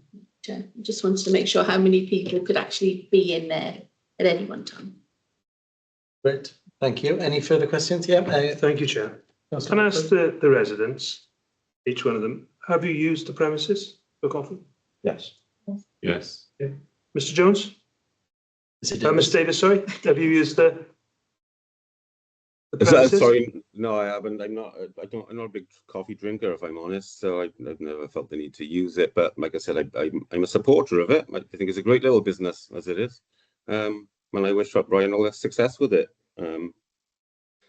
My point is just the alcohol thing. Okay, that's good. And just your opinions of the clientele that use it at the moment. A good clientele? Yeah, I'd say mixed. They're not local. Mixed. They're not local. Same as anywhere. We don't recognise them. They're not local. We have regulars from local every day. They're young. That's why we don't recognise. Maybe that's why they don't recognise them. Jack comes in all the time. I just, yeah, obviously, because all your answers and all your opinions are obviously all based around the use of alcohol. And what I was trying to establish is, do we feel that the clientele will change dramatically when alcohol is introduced as part of a meal, which is what Mr. Morgan has said his plan is. So I'm trying to say, I would say the alcohol can turn the more sensible people into not so sensible people, if I'm honest. It is mixed clientele. As you're going to get anywhere, it's going to be mixed clientele. So, yeah. I'll give Mr. Davis an opportunity to come in. I can see your hands raised. Yes, coming back off the back of what Steve said, really, yeah, it's I agree with what he just said, but it attracts a younger crowd as well, and that's not a bad thing. But as you grow older, you get a bit wiser. You know yourself a little bit better. You control the amount of alcohol you consume. So that's a factor as well. You know, if there's a younger crowd, there's more chance of antisocial behaviour, in my opinion. And stats tell us the same thing as well. On the back of that, Mr. Morgan, I'm fine. Yeah, on the back of that, then, Mr. Morgan, what processes and procedures have you got in place to combat if there's a younger crowd drinking coffee but they want to drink alcohol? How would you manage that if it got out of control? I'd like to say that I don't agree that there's a younger crowd in there, and I think the people who go there, it is expensive. And I'm not saying that makes any difference, but you don't get certain type of criteria in more expensive places. So I feel that the people who go there are very respectable, couples, families, kids, older people. So I definitely disagree with the clientele being younger. And also I want a cocktail. It's not going to be a pub. It's a cocktail bar, which is going to be, again, more expensive. I don't want a pub feel. I want people to have a good wine, good cocktails, which are the Steel Town theme. You know, it's not going to be the type of, you know, with food. It's not you're gonna have to. It's not big enough to be a bar or a pub. So, so basically, like I don't think it will be a problem. And if it is, I'll have to manage it through getting door staff or whatever. But I don't think it will get to that. And it's till 9 o'clock. It's not, it's not pub hours where you're drinking and you get very drunk by 11 and pouring out. It's a totally different kettle of fish. Okay. So if you had a crowd of people who turned up wanting to purchase cocktails and sit out if it was to be granted, and to sit out in the garden, for example, in the cabanas, I mean, what would you welcome? A big crowd, or well, it'd be bookings only. That's my plan. So with food, yeah, because obviously it's not big enough. If people come and just drink, it's not really profitable to me. So it's the food and the drink is why I'm doing it, and we're not going to really just have tables for people to drink, because people want to come and buy food, then it takes away from the customer's going to obviously bring more profit to me and make it economically work. Right, thank you. Any further questions from any? Can I just come out one more? So I can't remember who said it. Someone said one of their concerns was people taking alcohol into the park. So, but there will be no takeout on this licence, and glasses wouldn't be allowed to be taken from the premises. No. Okay. Just out of interest, you've lived there for a long time. The Co-op, I don't know the area that well. I've looked at Google Maps on a larger scale to look. Do they sell alcohol in the Co-op? Yeah, not for consumption on site. Not for consumption, but to take away. They don't have access to the rear of the Co-op. Yeah, obviously, I can see they're certainly massively different. So at the moment, do you have a problem in the park with alcohol? At the moment, not, but they used to be. Oh, it used to be. Terrific. So what stopped that? The police. Okay. People were camping at one time. Yeah. They were camping in there at one time. In the park, drinking, partying, raving. There's all manner of things going on over there. Thank you very much. Thank you. Thank you, Chair. But could I just formally request a home visit as well, if that's possible with any, so you can appreciate how intrusive this is with my property. Is that Site visits. If I may, we have environmental health that have been consulted on this, yeah? Yes. They have lodged no concerns because of the closeness or whatever. When you gave us that recording of a voice, even if we were to give that to environmental health, I doubt very much whether they would lodge any concern because of the decibel level of a voice is deemed to be not excessive to, I only know as a councillor, you get lots of complaints about noisy neighbours and whatever. And you have to log it. And there are even machines that residents can have to log the noise input of a premises. That recording was of two people having a conversation. Yeah, that was without the elevated baseline level, if there was to be speakers and live music out there, and that's without the influence of alcohol as well and crowding. So that's one level of noise. But with what's been proposed, what's been put on social media, everything else has gone with it, then I'm sure We've established that the premises has got the right to music with or without an alcohol licence, okay? So we can't do much about that. That's just what it is. what it has. Pardon? So could you repeat that, sorry? They're allowed to have music, whether they gained an alcohol licence or not. Yeah, that was made clear earlier. Yeah.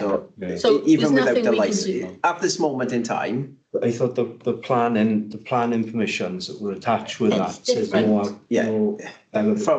from I can only comment from a licensing point of view. Okay, so from a licensing perspective, if they were to have live music at the premises now today, that would be acceptable, and I couldn't do anything to stop them from doing that. However, planning is separate to that. So if there is a restriction in place on planning, then planning would have to be the enforcing agency rather than licensing. Attached to the plan.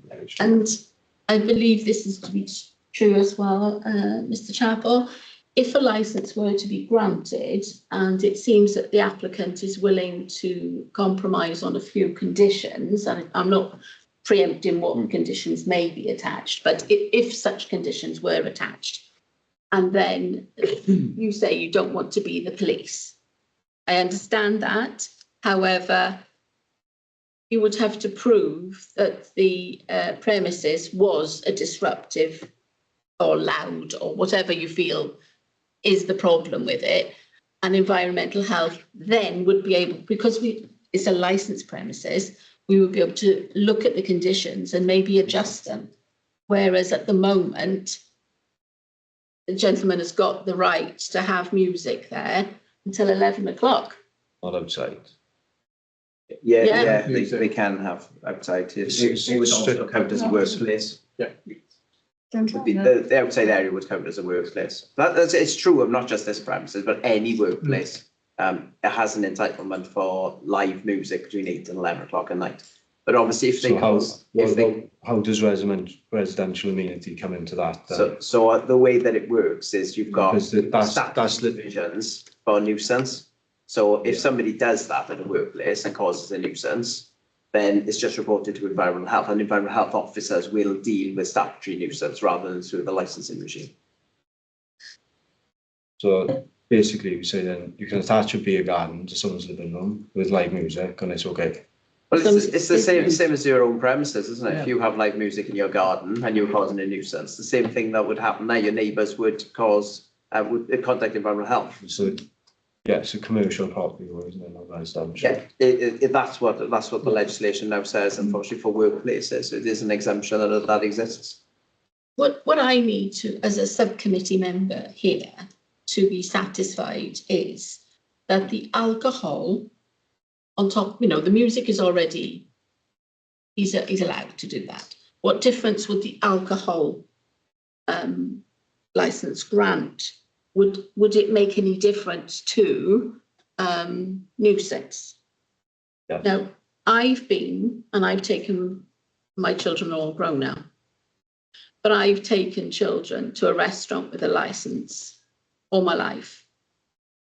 Sometimes it's necessary for others, and you may find this when you have a youngster. You may wish to go somewhere where you can take your child and have a drink with your meal, just because you're a parent. Sometimes you need that little bit more, as some would argue. But just because there's a license doesn't mean, although it could mean, all the problems that you've highlighted that you're fearful of, but a lot of licensed premises who are serving meals do not exhibit all those bad things. I've been to loads of pubs and places where I can take children, and some of them even have like playgrounds outside. So it doesn't mean that because there's a license, there's going to be Sodom and Gomorrah outside.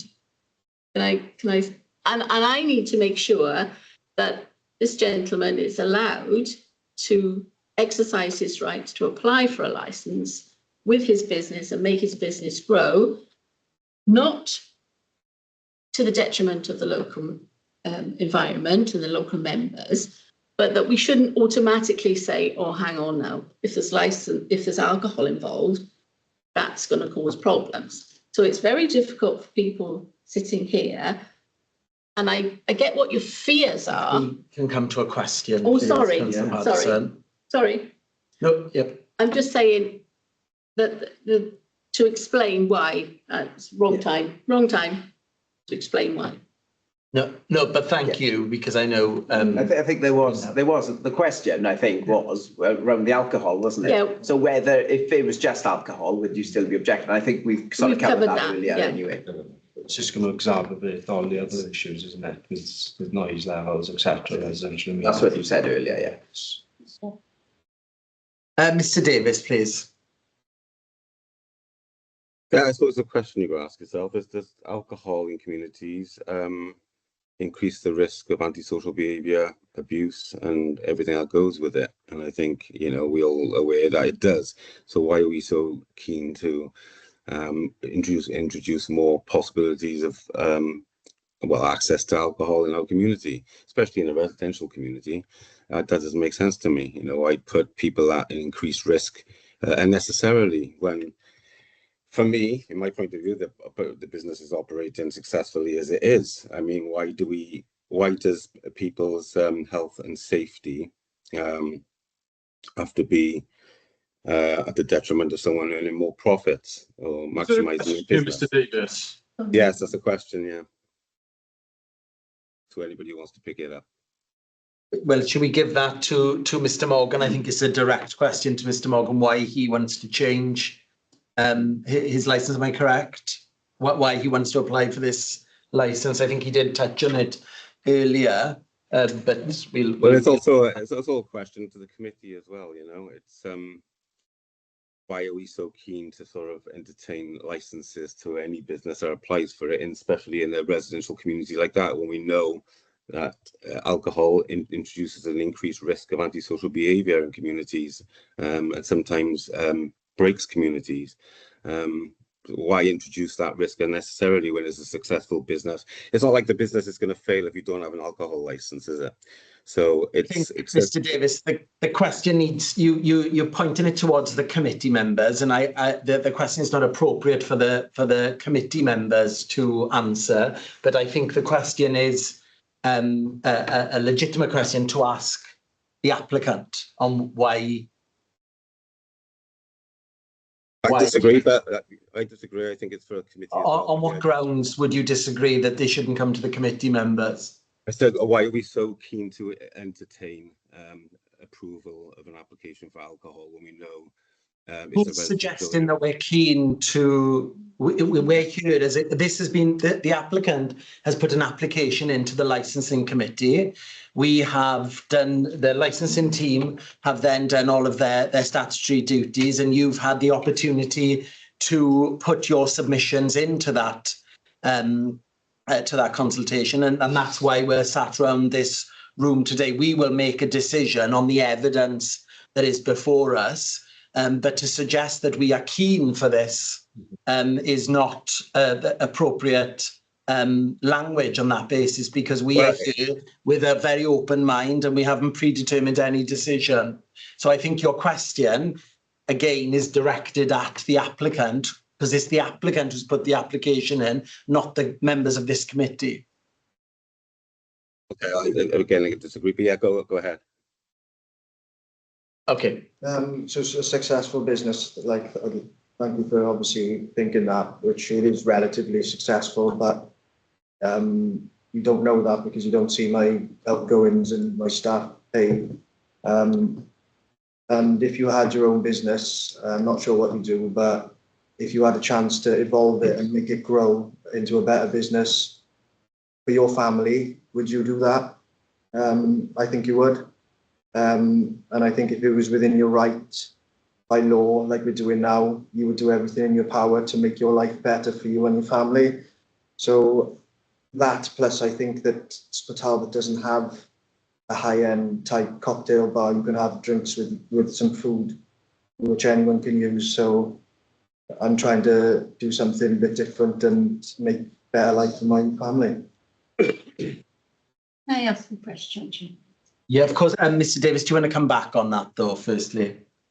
Yeah, I do. Yeah, I can see your point, Ryan. And like I said, you know, we all make different choices in life and different career moves and things like that. But I suppose if I was in your position, I would consider the impact it has on residents, especially neighbours, and their concerns, and knowing that live music and the effect of that amplified music is going to have on people's lives. I'd probably rethink going for any extended licenses, but that's just me.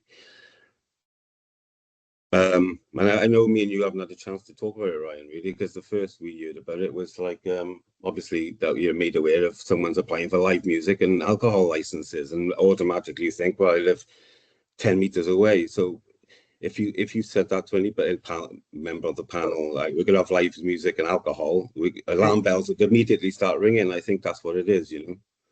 But inside Steel Town, when there's music on, you cannot hear that in your property, can you? No, but if you, like I said, if you had live music out, if someone said I'm applying for a live music license. Outside. But I don't plan on doing live music outside. Yeah, well, I said, we wasn't aware of any of that, was we? I think we have done enough now around the live music. We know that this is not a requirement of this committee. Councillor Paterson has also explained that if this licence was to be granted and there was a nuisance, you have every right then to, I know you stated earlier, Mr. Davis, you know, you wouldn't like to do this, but you do have the opportunity to be able to phone the emergency number of the council, and if there are recordings of nuisances, the environmental health will look into that. So there are avenues where you can make complaints or concerns around live music, but it is not something that we can help determine our decision as part of this licensing committee, just because of the legislation that's been outlined previously. So say if I raise the fact he's talking about you know, success of businesses, etc. I'm self-employed. I've also started a business last week. Now for that engineering consultancy business, I will be required to work from home in those areas. Now with alcohol licensing next door, that will definitely impact my business. How will it impact the business? Because I'll be working next to it, like they're going to be offices. Are you put offices into your garage? Yeah, the garages, yeah. Like I've just started. Will you wear headphones if you're working from home? I shouldn't have to, no. I shouldn't have to wear headphones in my I've got to speak to people, I mean. Not use a speaker, Jabra speaker. I just thought that people who work from home usually. No, that's right. Like I said, I was in my living room away, which is further away than where my office is going to. So you're making a commercial property next to your building? No, it's a work from home, so commercial. Okay. It's different. Using it for work? Yeah. Same as now. But I'll be that would be my business. How And your concern, how would that affect? Well, if you've got raised volume level, you really need to visit the house just to see how intrusive this is. Surely your building hasn't got sufficient soundproofing if you can hear it, because I can't hear things from inside the Right, steel town. go into my house. Yeah, but what I'm saying is if you can hear from a garage to a living room, Yeah. that's by submission. Like in a normal building, you wouldn't be able to hear that much. I'm just saying, like, there might not be sufficient soundproofing or what's the word? Insulation. Insulation. Attenuation. Yeah, but that's I not, even offered to pay for that as well if it was a problem. that was pacifying, wasn't it? What? It was pacifying. Okay, Well, no, I think this is a dispute that maybe needs to be taken away from this committee. The licensing objectives that we'll be looking at is the prevention of crime and disorder, public safety, prevention of public nuisance, and protection of children from harm. So I appreciate that the process is complicated. There's a planning application ongoing, there's a licensing application, and I can understand how some of them can get confused. So I do have some sympathy for all of the residents, but we do have to concentrate on these 4 licensing objectives. Mrs. Kavanagh, you were going to ask a question. No, wants to grow his business. How many people does he employ at the moment? And how many does he intend to employ in the future? For your partner? I don't see what. Why? But yeah, what is that to do with the Grow licensing? his business. Mhm. He wants this now to grow his business. You've got to employ people to grow your business. How does the business grow without the staff? Yeah, but I appreciate the question, but I don't understand what relevance it has. It's part of what you said in your, Yeah, so obviously I provide more jobs for local people. yes, but I mean, 2, 3. what about it? The question is not really going to help us determine our decision. So what we want to do is, in order for us to make this decision, is if there's the concerns that people have raised with regards to the protection of children from harm, we will take into consideration prevention of public nuisance, we'll take into consideration public safety and the prevention of crime and disorder. In terms of, as I said earlier, anyone can apply for a licence at a public premises, whether or not that's churches, chapels, we've had everything. Everyone applied here, and people don't necessarily understand the intention. But we have to go off whether or not the application is something that we can grant or not. Any of the concerns that may come after the applicant saying that there is soundproof, etc. People can't hear. That's not correct. No. Well, I didn't soundproof the cabana. There's not, no. But I got the invoice. And again, these are things then for planning as well. But we, if we can stick to any questions that are with regards to the 4 licensing objectives, that would be appreciated. Have we got any further questions from subcommittee members? Just to answer the applicant, Chair, you've already agreed to change your application because of the police submission and because of Peter Bullock's submissions. Is there anything further that you would be able to offer to allow greater certainty for residents that they're not going to be at a detriment because of your business? I think what I'm doing by having the alcohol after school hours and reduced hours outside, only doing it Friday and Saturday. Yeah. I don't see how, I'm trying to be as reasonable as I can. I understand, and I didn't want to put you into a corner, but you have already given ground on Yeah, I your. just feel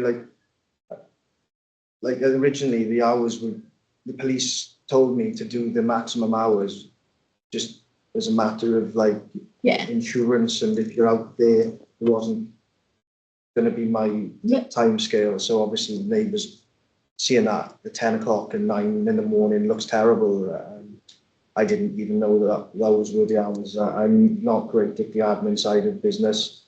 As obviously I did the application for the outdoor seating later on because I thought, because I had planning for the cabanas, that was all I needed. So I was naive on that, and I corrected it. So yeah, that's basically. So, and you don't have to say yes. So that's you've already given some leeway. Is that what your position is? I'm trying to be as reasonable but also be a business, because if I did it on pure emotion, then it wouldn't be a successful business. Right. Thank you. Thank you, Jim. Thank you. I do have a question, but I'm going to just go to the legal advisor firstly. Thank you, Chair. Yes, I do have a number of questions. It's probably going to go back and forth, if that's okay, but I'm going to try and be as quick as I can with this. First of all, Mr. Morgan, what's your current opening and closing times, please? 8 till 4. 8 till 4 on this Sunday. Okay, and you said earlier that you just had discussions with environmental health. So I had a discussion with the representative who has experience in environmental health, and he gave me some advice on altering the hours and be more mindful of. Is that on licensing or planning, Mr. Morgan? Is that Robert Bowen? Yes. Right, so he's from the planning aspect, right? Yes. So you've spoken with no one in respect to licensing? No. Right, okay, that's fine.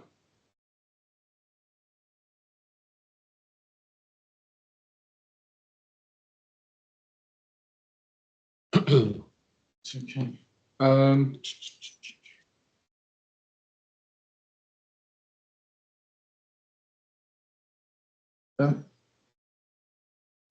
think this is for Mr. McLean. On page 32 of the pack, and it's prevention of public nuisance. Anyway, so you helpfully include the plan. It's on page 32.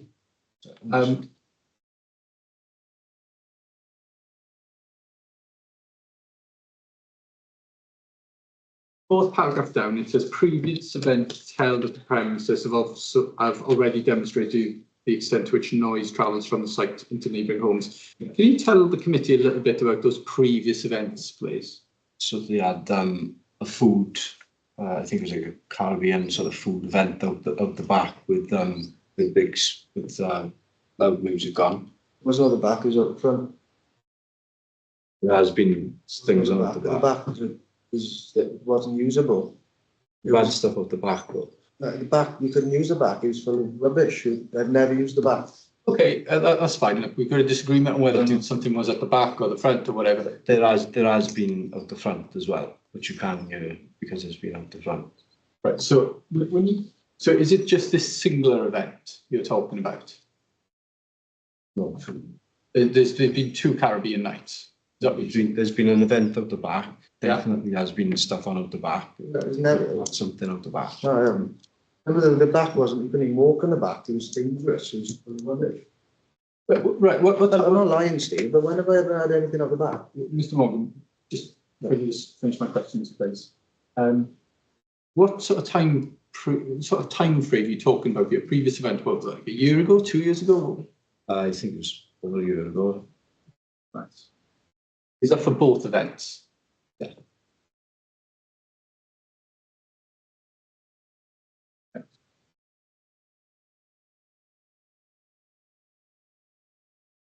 Thank you.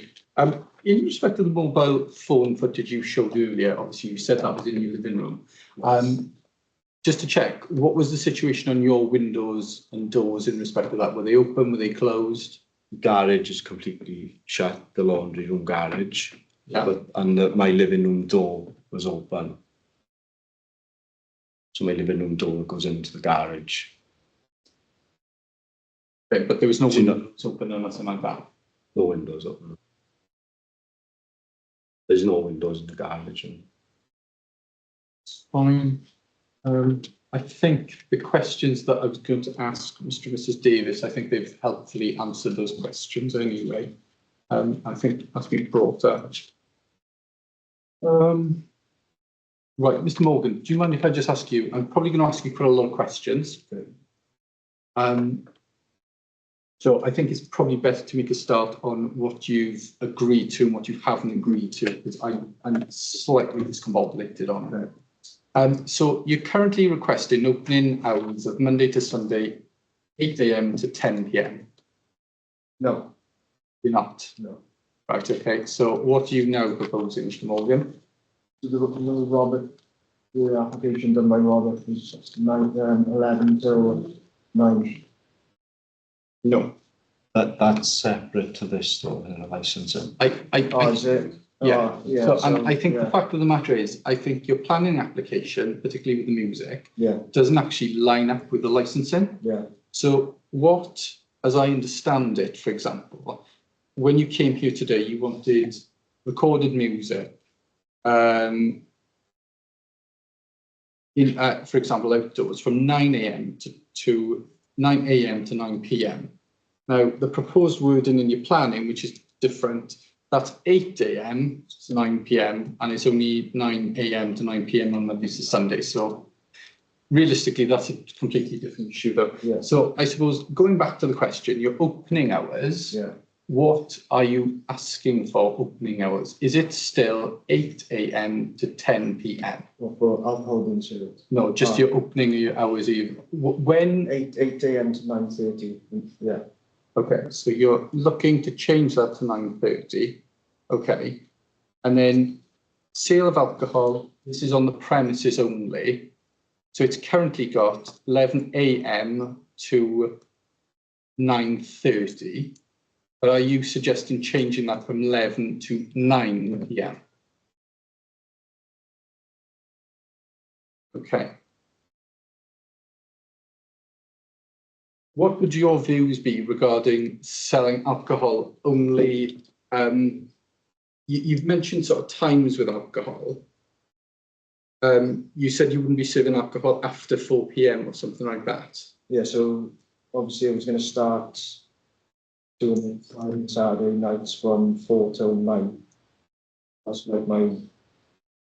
I obviously was applying for longer just in case I wanted to add an extra day, or they said do the maximum. But obviously, so you just got the license for that time. So are you saying the police advised you to go Monday to Sunday?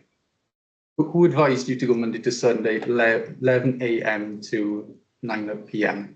I think the planning officer. Right, okay. So effectively what you're saying is if you were granted the license, even though you'd be able to serve alcohol anytime between 11 AM and 9:30 PM Monday to Sunday, you would only do it, is that what you're saying, Yeah. between 4 o'clock?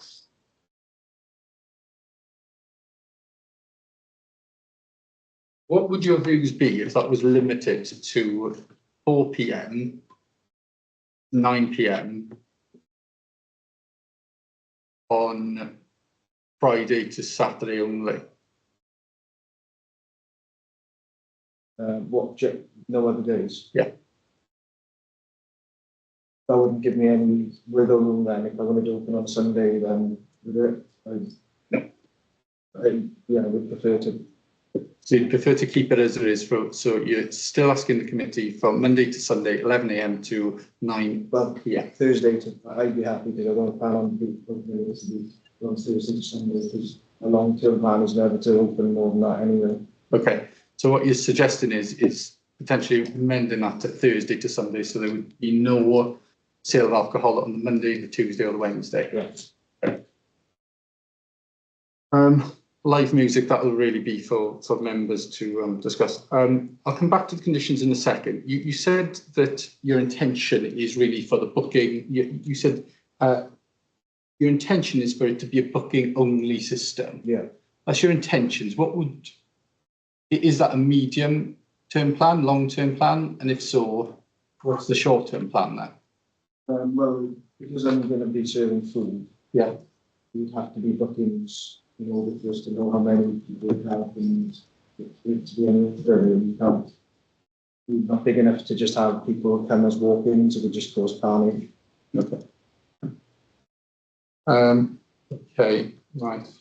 Right. Back to the potential conditions, if that's okay. Obviously, you've got a CCTV system in place. Yeah. Who has access to that CCTV system? Me. Just you? Okay. That's fine. If in respect of, if, for example, the CCTV system were to go down, if members decided to grant your application, would you be happy for a condition so that you would notify the police, for example, or the local authority within 24 hours, for example? Of course, yeah.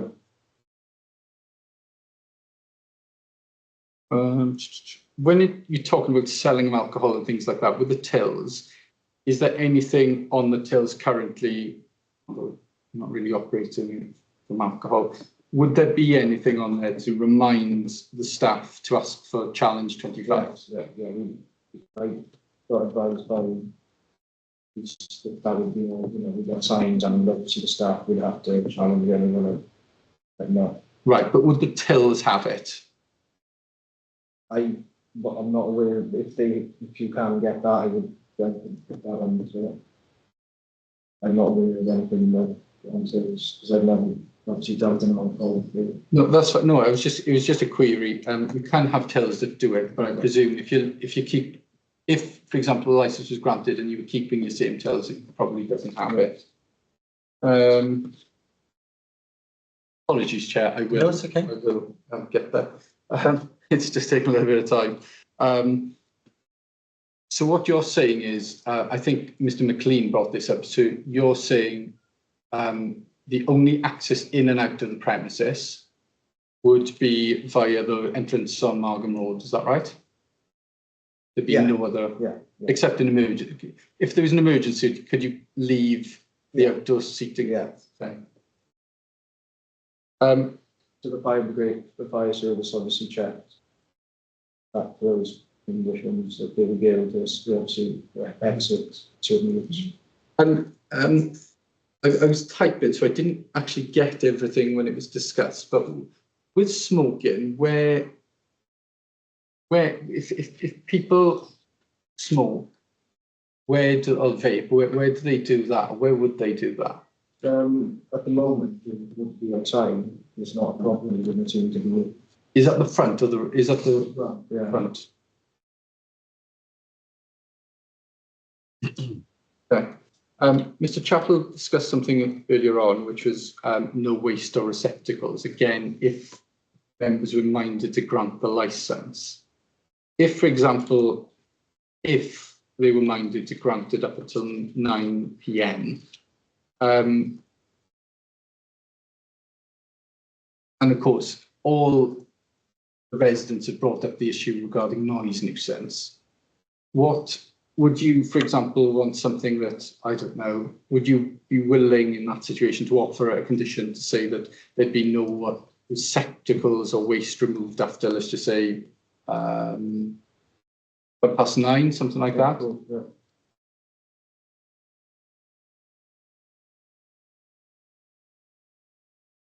On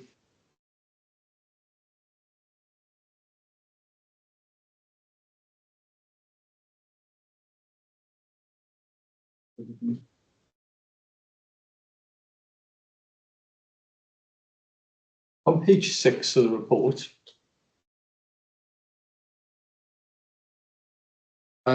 it's got various things that you've agreed to. I mean, for example, on page 6, under the prevention of public nuisance, it's the last sentence, which says that noise levels will be monitored and managed appropriately.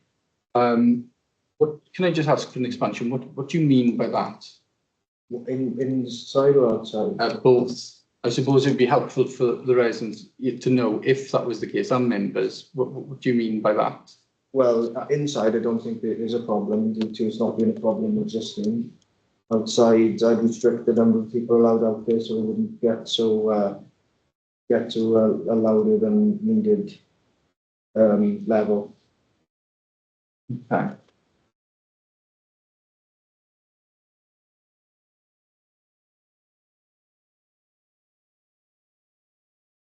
In respect of that, restricting the number of people, how would you do that? Because of how close Steve was, I was just going to have people in the cabanas and that was it. Okay.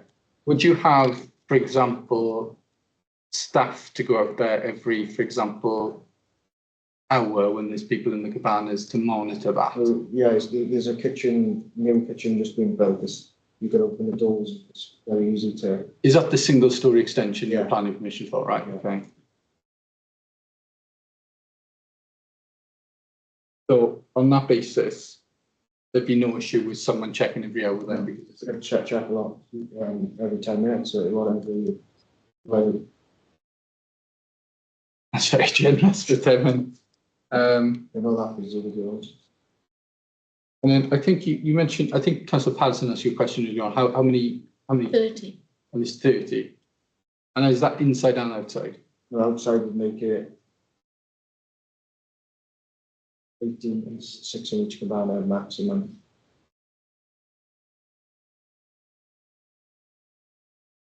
So if you've got 6 people in the cabanas, but haven't you got tables and chairs outside as well? No. You haven't? No. Okay. I think it's already been mentioned earlier that you've got majority of residents' telephone numbers or anything like that. If that was the case anyway, it was granted, would you be happy to enter into a WhatsApp message or sort of? Also, I don't know if this is relevant, but with our weather, it's not exactly going to be a used garden like it would be abroad. It's going to be probably 10% of the year, so it's not like it's going to be a constant problem and noise for Steve all year round. That's the time of year that I'd have windows open, etc. Is when weather's like this. I shouldn't be expected to keep my windows closed in this weather. It's completely. Okay, I'm just saying that's all. With the heat waves we've been having lately. Apart from that,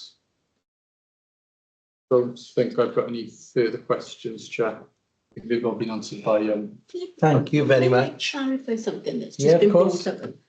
You said you had 30 seats inside.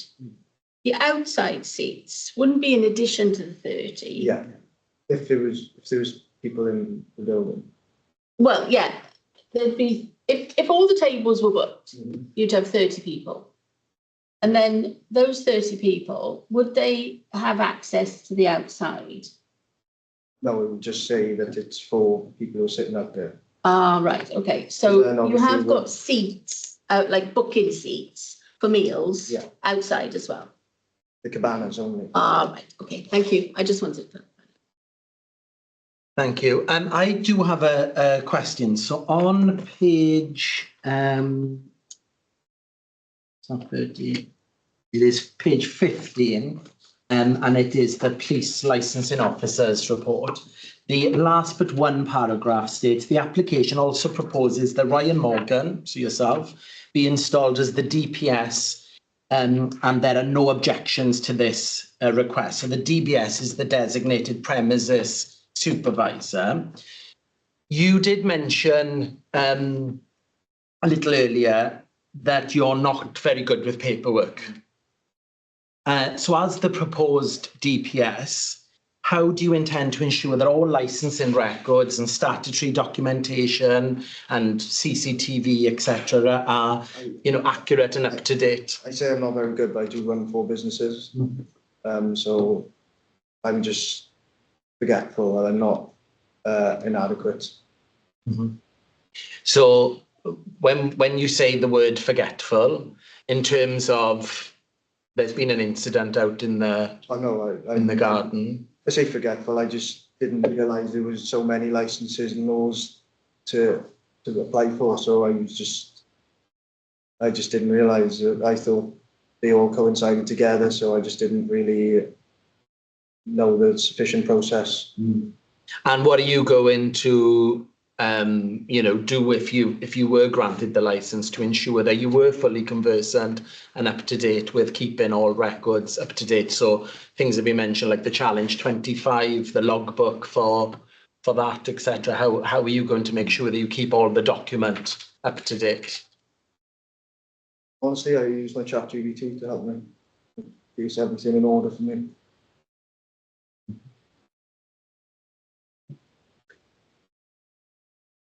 Thank you. Any further questions from anyone? I'd just like to point out the sort of intentional and deliberate scope creep throughout this whole process, from planning through to licensing.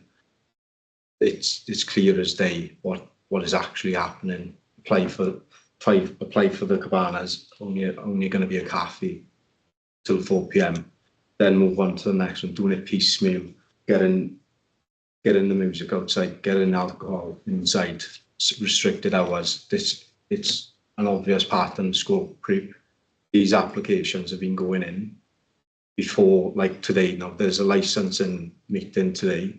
There's another planning application gone in side by side with different times, which are contradicting the times you got on the table here today.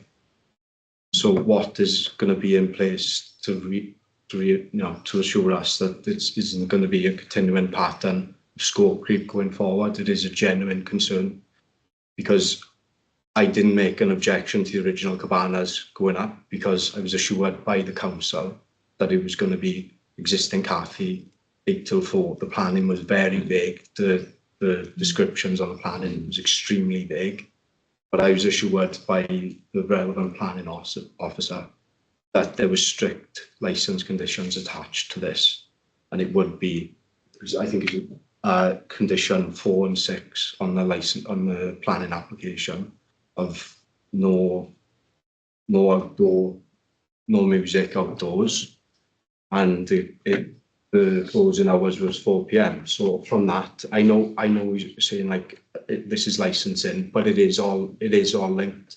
It's just a pattern of scope creep going forward. That hasn't been decided. Planning officers have not come up with a recommendation for that existing planning application at the moment. So nothing has been decided on that. No, the original, the new one. Yeah, the new one. So there's the original planning. Yep. Yeah, it's got strict licence conditions. Yeah. So we said, yeah, okay, we're not going to oppose the local businesses and the cafe and the shop. Not unreasonable. It was. I knew it would affect me, but I wasn't being unreasonable. I'm not unreasonable at all. I'm very passive normally, but I just think it really is overstepping from what is actually considerate. I'm not sure. So, but the planning officer told you there was strict licensing conditions? Strict planning conditions. Oh, so they are different, yeah. Strict conditions attached to the planning. Yeah. Okay. Yeah. But your question, you're using the planning example to show about that sort of scope creep of what's next coming. Yeah. So can we get some clarification to that question in terms of what that process would be? Because I think what Mr. McLean's saying is, it started off as being this, then it was something else, then it's something else. What would applications are being submitted now before the thing has even been operational in the original planning? It's not as if it's a 6 months or a year down the line. It's not even up and running yet, and it's already application. So from a licensing point of view, that's of scope creep. From a licensing point of view, what is your sort of specific question then in terms of that? I get the point about the scope creep, but what's next? Well, exactly. That's my question. What is next, and what is going to be the process going forward with this? Yeah, but then what's next? Because it can't be expected. Clarification on the process, then we can give you clarification on the processes. Yeah. Yeah. So, for example, let's just say, for example, the application was granted, the license was granted until, let's just say 9 p.m. Okay. That means that Mr. Morgan would be able to open his business until 9 o'clock or serve alcohol until 9 o'clock or whatever. But then that would contravene planning. Now, planning, if they wanted to, could then take enforcement action. But of course, at the minute, what's happened is Mr. Morgan has put an application in to amend his original planning permission to put it more in line with what he's seeking today. Now, planning and licensing are wholly distinct, different approaches. I can understand where you're coming from, Mr. McLean, because I suppose one sensible thing would be to have them as one unified system rather than two, but they're not. They're two systems, they run in parallel, and you can sometimes have different decisions in one than you would have in another. But ultimately, the situation here today is for the licensing committee to consider the licensing aspects, and it would be for planning to consider their planning aspects. I think a number of objections raised today arguably are valid objections. You've just come to the wrong place. It's a bit like you've gone into a shoe shop looking for a hat. Where you should, you know, some of those representations, some of which can't be considered by the committee, and some will be. Can I ask a question? The legal officer, sorry. Yes, Councillor Patterson. Should this application be granted in any form with or without conditions or whatever? You know, should an alcohol licence be granted? That may only happen if the subsequent planning decision goes the right way.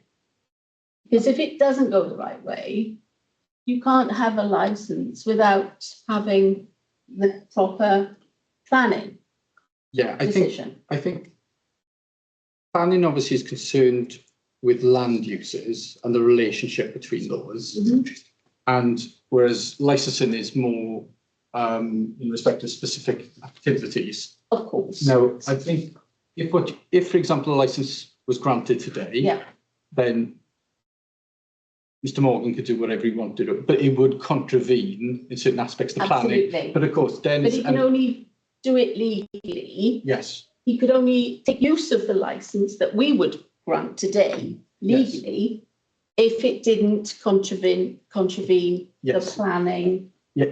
I think what's the best thing to remember, or the best way to looking at it would be, let's just say the licence was granted today up until 9 p.m. Because that contravenes planning, which I think planning goes up until 4, does it? Whatever it is.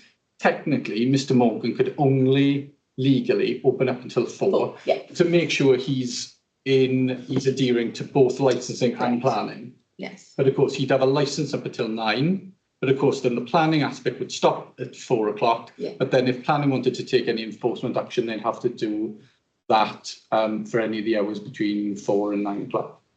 Thank you. Okay.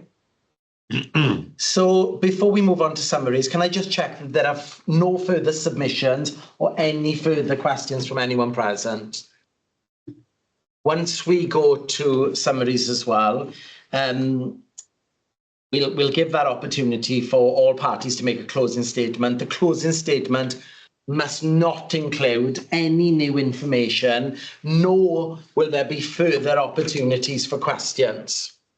So I just want to put that out there. There will be no further opportunities for questions now that we're going into summary. So I'll just ask again, does anybody got any further questions? No? Okay. So I'll start with the residents then. So if you want to make your sort of final summary. You go first. Go on. I still think you should stay as a cafe, which is very popular with the youngsters. I don't see any need for alcohol. I'm actually no drinker. Thank you. We'll go around the table and then I think if they were granted a license, to be honest with you, I don't think there'd be any need for a license, a drinking license there. I mean, it's only a small car at the moment. But then again, if you put it another way, you could look at it another way. Because he owns the whole block there is a thing called planning creep, which can, oh, we've got a license to sell alcohol here. I'll get rid of this bit here, and I'll turn this, I'll extend the cap, make it bigger. And then the next thing you know, then you've got a corner pub or a corner cafe bar. Obviously, that's not what we're discussing for today's. I know that, Yeah. yes, I understand that. But I appreciate people will cheekily put things into the committee, Yes, but we do need to right. stay within the. I understand that. But no, I don't really think there is a need for a drinking license, to be honest there. Okay. I think it's quite nice as a car. Great, thank you. Mr. McLean. So, yeah, so I respectfully ask the committee to consider whether this is the right proposal for this location. The application is not simply about the coffee shop, it's about introducing alcohol, music and extended hours immediately beside family homes in a residential area where residents were originally assured that none of these activities would take place. Once these permissions are granted, the impact on neighbouring residents cannot be undone. So I believe that the evidence demonstrates that the proposal will cause unacceptable harm to residential community and undermine the safeguards that were originally put in place. So respectfully ask the committee to refuse the application. Can I just check, Mr. McLean, did you just say, I believe the evidence shows unacceptable harm to the safeguard and it was against what the safeguarding regime put in place was? Is that what you said? Yeah. Great. Thank you. And then Mr. Davis, then please. Yeah, thank you. I just want to make it clear, I fully support the shop. Oh, there's a little bit of a sound problem. I don't know if there's something covering your mic.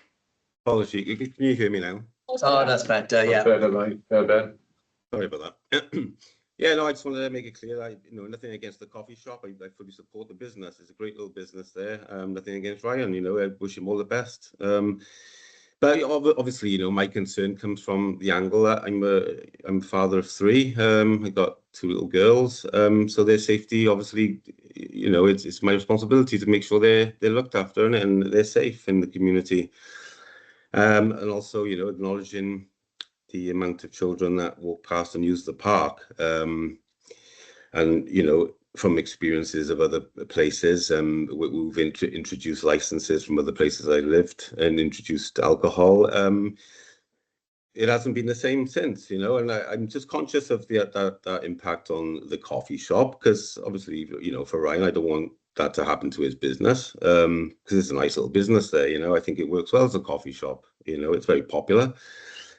But for me, I'm just concerned that alcohol does change the environment once you introduce that, and it's hard to manage that. You can't predict what impact that's going to have on people and the type of people that come into the place or leave. It's not Ryan's not going to know, is he, when people leave? Or he's not his responsibility to control what they do once they leave. But it's just where it is. It's a residential property. Sorry, it's in a residential area, sorry. And obviously my children go to bed at 7 o'clock, ready for school the next morning. And the thought of people swearing and shouting over music, urine music, it's going to interrupt their sleep. So that's the angle I was coming from. And obviously when they're playing out in the garden, they could be exposed to adult conversation and swearing and things like that, which they're not exposed to now, and that's out of my control then, isn't it? So as a parent, looking at the situation where it's located, main access to school, that's what angle I'm coming from. Safety to children, and the risk of antisocial behaviour obviously is a big concern to me. But like I said, as a coffee shop, I fully support it. I walk past, it's a nice little environment, no problems with it. So yeah, and I respect Ryan for coming and and sitting there listening to all this, because he's on his own and we're all together, aren't we? So I appreciate that as well. So just it's final words from me, that's all. Great, thank you very much, Mr Davis. And then the final closing statement from Mr Morgan, the applicant. Yeah, I understand the residents' worries, but I just think that what it is going to be isn't the pub and it isn't open till late. I'm willing to come to agreement on things in a WhatsApp group. If I was to open it and I couldn't manage it and it was turning into what you think it would be, then you can reapply and go down this route again, because that's not what I want for a business or for the people around it. So, like, if I was to be granted it, I feel like it's almost like a test, you know, to see if I can make it the way I'm telling you it's going to be. And if I don't, then you can take it away from me. So I can't rest on my laurels if it's granted, and I feel that's a bit of a should be a bit of comfort to you if it is. I don't think it's unreasonable hours. I don't think that the issue with kids is an issue. I have 2 kids who go there all the time. As I said, I wouldn't serve the alcohol until after school time, so it's really irrelevant. And like, there's a pub 100 yards up the road, 12 nights. They serve alcohol and bargain booze and co-op. You can go in and grab drinks. So I think eating it in a food environment, you know, nice with your family or your partner, is a better way to be drinking than, you know, the ways you can drink on that road. And I do think it's a commercial road, then residential. I know it's quite close, but I wouldn't say it's in a residential area. I'd say that's a bit of a grey area. So I wouldn't even apply if I thought if it was unreasonable. And also the weather situation of the garden is going to be used not hardly at all. So yeah, so I just like to work with everyone, and if I get granted it, I'm willing to, you know, work with everyone and whatever needs. And if it doesn't work, then you've got the opportunity to call me up on it, and we'll do this again. Okay, thank you very much. What will happen now is the committee will retire for deliberations. Only members, legal officer and democratic services officer will remain, just to manage expectations as well, just due to the time frame, and there are other meetings to go to. The deliberations may not happen today, but that's something that we will discuss. But thank you all for attending, and you will be notified of the outcome in due course. Great, thank you all for attending. Thank you all. Thank you very much. So members, it's now for us to determine our decision, and a motion needs to be proposed and seconded. So yeah, Councillor Paterson, please. Thank you, Chair, very much. I just say, in having regard to the merits of the application, including the promotion of the 4 licensing objectives, and having regard to the written representations by other people, I propose it would be appropriate and proportionate to grant the licence subject to conditions consistent with the operating schedule and those suggested by the applicant. Okay, thank you very much. So we have a proposal. Do we have a seconder? Yes, Chair, I'll second that proposal. Okay, thank you very much. So what I'll do now is I'll call upon Matthew, our Democratic Services Officer, to take the vote. So Matthew, could you please ask each member if they've been present for the entire item and how they wish to vote, please? Of course, Chair. Councillor Patterson, if I could start with yourself. Have you been present the whole item, and how do you wish to vote? I have indeed, and I wish to support the proposal. Thank you. Chair, Councillor Richards, have you been present the whole item, and how do you wish to vote? I have been present the whole item and I wish to support. Thank you. And Councillor Wolford, have you been present the whole item, and how do you wish to vote? Yes, I have been present and I wish to support the motion. Thank you, Chair. I confirm that motion has been passed. Great, thank you very much, Matthew. And thanks everyone for attending. That concludes business for today. Thank you.